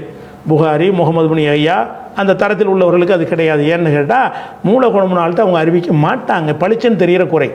கிற்கண்டை அறிவிக்க மாட்டாங்கன்னா கிற்கண்டை பார்த்தா தெரிஞ்சு போயிரும்ல, அது வரக்கிற்கு தானே அது மூலகுழம்பு இருக்கிற அது மாதிரி உள்ளது தான். அப்போ அந்த மாதிரியான ஆள்கிட்ட அறிவிக்க மாட்டாங்கங்கிற காரணத்தினால எந்த ஹதீஸ் வந்தாலும் எடுத்துக்கிறோங்க. நாங்கள் சொல்லும் பொழுது எங்கே முகமது இப்னு யஹ்யாவுக்கு ஒரு நிலைமை, புகாரிக்கு ஒரு நிலைமையை நாங்கள் எடுத்துருக்குறோம் ரெண்டு பேருக்கு ஒரே நிலை தான் எடுக்கிறோம். எதனால் வித்தியாசப்படுத்துகிறோம்னு கேட்டால், புகாரியுடைய ஹதீஸை நம்ம நிராகரிக்கிற ஹதீஸுக்கு சனது இல்லை. சனது இல்லைன்னு அவருடைய நிலைப்பாட்டில் அப்படி வச்சிருக்கிறார். காலாண்டு போட்டால் சனது கிடையாது. அப்போ இடையில விட்டுருக்கிறாரு. இடையில விட்டுட்டு அறிவிக்கிற ஒரு விஷயத்தினால தான் அந்த ஹிஷாம் இப்னு அம்மார் யார், அதை விடுபட்ட ஆள் யார், அவர் ஹிஷாமிட்ட மூலகுழம்புக்கு முந்தி கேட்டாரா பிந்தி கேட்டாருன்னா எங்களுக்கு நாலேஜ் இல்லை. அதனால் தெரியாவிட்டால் அதை பெண்டிங்கில் வைப்போம். அதனால தான் அது பலவீனமானச்சே தவிர புகாரிக்கு மட்டப்படுத்தி முகமது யஹ்யாவை மேம்படுத்துறதுக்காக உள்ளது கிடையாது. அதனால தான் அந்த ரெண்டு ஹதீஸையும் நம்ம மூலகுழம்புன்னு ஆள்கிட்ட தான் அறிவிக்கிறார் புகாரி. ஹத்தஸனா ஹிஷாம் இப்னு அம்மாருங்கிறார். மூலகுழம்புன்னு ஆள் தான் அவர். ஆனால் புகாரி சொல்லிட்டதுனால என்ன பண்ணுறோம், மூலகுழம்பு ஆள்கிட்ட போய் இப்படி அறிவிப்பார். இவர் மூலகுழம்புன குறையை பொறுத்த வரைக்கும் மிஸ்டேக் விட மாட்டார்கள். ஏன்னா பளிச்சுன்னு தெரிகிற குறை. மற்ற குறைபாடுகள் வச்சு பலவீனமானவர்கள்லாம் அதெல்லாம் வாதங்களை வைக்கிறார். பலவீனமானவர்கிட்ட அறிவிச்சிருவாங்க. பலவீனங்கள் பல வகை இருக்குதுங்க. குறிப்பிட்ட சில பலவீனங்களுக்கு அதுக்குரிய நிலை கொண்டு நம்ம அணுகணும். எல்லாத்தையும் ஒரே மாதிரி எப்படி அணுகக்கூடாது. அப்போ ஒருத்தர் நினைவாற்றல் கம்மின்னு ஒரு குறை இருக்குன்னு வைங்க, இதை அனலைஸ் பண்ணுவதற்கு நிறைய தரவுகள் தேவைப்படும். இவர் நாணயம் இல்லாத ஆளுங்கிறதுக்கு எத்தனை பேரை ஏமாத்துறாருன்னு பட்டியலாம் போய் எடுக்க வேண்டி வரும். இந்த கணிப்பில் புகாரி கூட தவறாக கணிச்சிடலாம், முஸ்லீம் தவறாக கணிச்சிடலாம். ஆனால் அவங்க போட்டாங்கன்னா நம்ம ஆய்வு செஞ்சு பார்க்கணும். அதில் பலவீனமானவர் இருந்தால் அதை சொல்லணும். அது ஓகே, அது சரிதான். புகாரியாக இருந்தாலும் மனிதர் தான். அந்த உசூலில் நாங்களும் உடன்படுறோம். இது மாற்று கருத்து இல்லாத உசல். அதே நேரத்தில் மூலகுழம்புனவர்ங்கிற அந்த ஒரு விஷயத்துக்கு வெளியில் தரவெல்லாம் தேட வேண்டியதில்லை. அவர் பார்த்தோன்னா தெரிஞ்சு போயிடும். இவர் மூலகுழம்புனவருக்கு 100 பட்டியை விசாரிக்க நம்ம முன்னாடி உட்காந்துருக்காரு. முன்னாடி உட்கார்ந்து கண்டுபிடிக்கிற ஒரு குறையாக இருக்கும் என்று சொன்னால், அந்த குறை உள்ளவரிடமிருந்து ஹாஃபில்கள் அறிவித்தார்களேயானால், சாதாரண ஆளுக்கு அறிவிக்கிறது கிடையாது. அந்த ஹாஃபில்கள் ஹதீஸ்களை மேதைகள்னு சொல்லக்கூடியவங்க அறிவிப்பார்களேயானால், அப்போ நீங்கள் என்ன செய்யக்கூடாதுன்னா, இவர் மூலகுழம்பு முந்தி கேட்டாரா பிந்தி கேட்டாரான்னு சொல்லக்கூடாது. காரணம், மூலகுழம்பருக்கு பிந்தி அறிவிக்க மாட்டாங்க. ஹாஃபில்களாக இருக்கிறவங்களுக்கு அந்த ஒரு நிலைப்பாடு கிடையாது இப்படின்னு சொல்லி இப்னு சலாஹ் சொன்னது உங்களுக்கு ஆதாரமும் காட்டிட்டேன். அதுக்கும் சேர்த்து பதிலாகிருச்சு. சரியா? அடுத்தனால அந்த ஹதீஸ் எந்த வகையிலையும் அது பலவீனமானது கிடையாது. அப்போ இதில் நம்ம எதுக்கெல்லாம் பதில் சொல்லியிருக்கோம்னு கேட்டால், உஸ்மான் ரலியல்லாஹு கொலை செய்யப்பட்ட அந்த ஹதீஸில் ஒரு ஆள் முகமது ஈசா தத்லீஸ்ன்றாங்க. அதுக்கு நமக்கு பதில் சொல்லி முடிச்சிட்டோம். அதில் ஹிஷாம் இப்னு அம்மார் வந்திருக்கிறார், ஒரு மூலகுழம்புனவருங்கிற ஒரு விமர்சனத்தை கொண்டாந்து வைக்கிறாங்க. வச்சாங்கன்னா நம்ம என்ன பதில் சொல்கிறோம்னா, மூலகுழம்புனவராக இருந்தாலும் அவர் இந்த குறைபாடு ஹாஃபில்களுக்கு பொருந்தாது, மேதைகளுக்கு பொருந்தாது என்பதற்குரிய ஆதாரத்தையும் சொல்லிட்டோம், லாஜிக்காகவும் சொல்லிட்டோம், அறிஞர்கள் இந்த விதியில் எழுதி வச்சுக்கிறதையும் சொல்லிட்டோம். அதனால் முகமது யஹ்யா துஹுலி யார் நீங்கள் பார்த்துருக்கணும், ஹிஷாம்ட்டு அறிவிக்கிற ஆள் யார்? முகமது யஹ்யா. ஹிஷாம்ட்டு அறிவிக்கிற ஆள் யார்? புகாரி. விடுங்க, அதை மூலகுழம்பின்னு அறிவிக்க மாட்டாங்கன்னு போயிடணும். அப்போ இந்த ரெண்டு ஹதீஸுங்க வேறு நிலைப்பாடு எடுத்தீங்க அப்படின்னு கேட்டார்களே. ஆனால் அந்த ரெண்டு ஹதீஸில் நேர கேட்டேன்னு அவர் சொல்லலை. நேர கேட்கலே என்பதற்குரிய வாசகத்தை பயன்படுத்தி அவர் சொல்கிறார். அப்படின்னா யார் வழியாக கேட்டிருக்காரு, அந்த யாருங்கிறத மேட்ரு. அவர்கள் இந்த மாதிரி ஆய்வு செய்யக்கூடிய ஹாஃபில்களா, மூலகுழம்பு நாள்கிட்ட அறிவிக்கக்கூடிய ஆட்களா, தவிர்க்கக்கூடிய ஆட்களான்னு தெரியணும்ல. தெரியலைங்கிறதுனா அது பலவீனம் என்று சொன்னதும் சரிதான், இது பலம் என்று சொன்னதும் சரிதான். புகாரிக்கும் முகமது யஹ்யாவுக்கும் ரெண்டு நிலை நம்ம எடுக்கவில்லை, ரெண்டு பேருக்கு ஒரே நிலை தான் எடுக்கிறோம். எந்த நிலை எடுக்கிறோம்? இந்த ஹாஃபில்களா, இந்த ரெண்டு பேருக்கு மட்டும் நாங்கள் எடுக்கலை. இந்த தரம் தான் முக்கியம், ஆள் முக்கியம் கிடையாது. அந்த நிலைப்பாடு, இந்த நிலைப்பாட்டில் உள்ளவர் யாராக இருந்தாலும் சரி, அவங்க மூலகுழம்புன ஆள்கிட்ட அறிவித்தார்களே. ஆனால் மூலகுழம்புன காரணத்தை சொல்லி நாங்கள் பலவீனமாக்க மாட்டோம். ஆனால் நேரம் அறிவிச்சிருக்கணும். ஹதஸனான்னு வரணும் அல்லது அன்போட்டு அறிவித்திருக்கணும். அப்படி அறிவித்திருப்பார்களே ஆனால் அதில் எந்த ஒரு ஹதீஸையும் நாங்கள் பலவீனம்னு தள்ள மாட்டோம் என்பது ஒரே நிலை தான். புகாரிக்கு அந்த நிலை தான், முகமது யஹ்யாவுக்கு அந்த நிலை தான். அந்த நிலை தான் ஹதீஸ் கலையில் உள்ள ஒரு நிலை. நானாக சொன்னால் கேட்டுக்கிற மாட்டீங்கிறது தான் இப்னு சலாஹுடைய இதை எடுத்து போட்டுட்டேன் உங்களுக்கு. இந்த மாதிரி ஆட்களுக்கு அது இல்லை, எம்பகைன்னு போட்டார். எம்பகைன்னு அர்த்தம் அதெல்லாம் தேட தேவையில்லை, அவசியம். இப்படித்தான் முடிவெடுப்பது அவசியம்ட்டார். அந்த அடிப்படையில் தான் நாங்கள் என்ன செஞ்சுருக்கிறோம். இது போக நிறைய விஷயங்கள் இருக்குது. இன்றைக்கி 1 நேரம் ஆகிடுச்சு. இன்றைக்கி முடிச்சிடலான்னு பார்த்தோம், முடியலை. இருந்தாலும் இன்ஷா அல்லாஹ் இன்றைக்கி ஞாயிற்றுக்கிழமை, திங்கள் செவ்வாய், புதன்கிழமை சில ஃபினிஷ் பண்ணிடுவோம். புதன்கிழமை அன்றைக்கி மீதி உள்ள விஷயங்களை ஒரு 2 நாள் வேணும்ல. பழைய மாதிரி உடல்நிலை இருந்தால் ஒரே நாளில் முடிச்சு விட்ருவேன். அதனால் கொஞ்சம் ரிலாக்ஸ் எடுத்துக்கிட்டு திங்கள் செவ்வாய் விட்டுட்டு புதன்கிழமை இன்ஷா அல்லாஹ் என்ன செய்வோம், உங்களுக்கு இது 8:30 மணிக்கு மீதி உள்ள எல்லாத்தையுமே முடிச்சிடலாம். அன்றைக்கி இது கொஞ்சம் அதிக விளக்கம் எடுத்ததுனால இழுத்துருச்சு. புதன்கிழமை இன்ஷா அல்லாஹ் என்ன செய்வோம், மீதி உள்ள அந்த அதாவது ஷோய்புல் அர்னாவுத்து சம்மந்தமாக சொன்னது, அதே மாதிரி இப்னு தைமியா சம்மந்தமாக சொன்ன ஒரு விஷயம், அது மாதிரி அந்த முனாஃபிக்கு ஹதீஸு அந்த ஹதீஸ் சம்மந்தப்பட்ட ஒரு விஷயம் இது எல்லாத்தையுமே என்ன செய்வோம்னு கேட்டால் இன்ஷா அல்லாஹ் வந்து பிதஅத்வாதிகளுடைய ஹதீஸை ஏற்றுக்கலாமா, அது விதி இருக்குதா, அந்த ஒரு விஷயம், இந்த மாதிரி விஷயங்கள் எல்லாமே இன்ஷா அல்லாஹ் பெண்டிங்கில் இருக்கிறது. அதை வந்து நம்ம திங்கள் செவ்வாய் புதன்கிழமை இன்ஷா அல்லாஹ் என்ன செய்வோம் போட்டு முடிச்சிடுவோம். அஞ்சால் முடிஞ்சுன்னு நினைக்கிறேன். சமயத்தில் இழுத்துருச்சுன்னா இன்னொரு நாள் தான் வைக்க வேண்டியிருக்கும். நமக்கு வந்து முழுசாக சொல்லணுங்கிறத மேம்போக்காக சொல்லக்கூடாது என்பதற்காக வேண்டி இன்றைய நிகழ்வை நம்ம இதோடு நிறைவு செய்து கொள்கிறோம். இன்ஷா அல்லாஹ் புதன்கிழமை அன்றைக்கி மீதி உள்ளதை நீங்கள் பாருங்கள். சரியா? அஸ்ஸலாமு அலைக்கும்.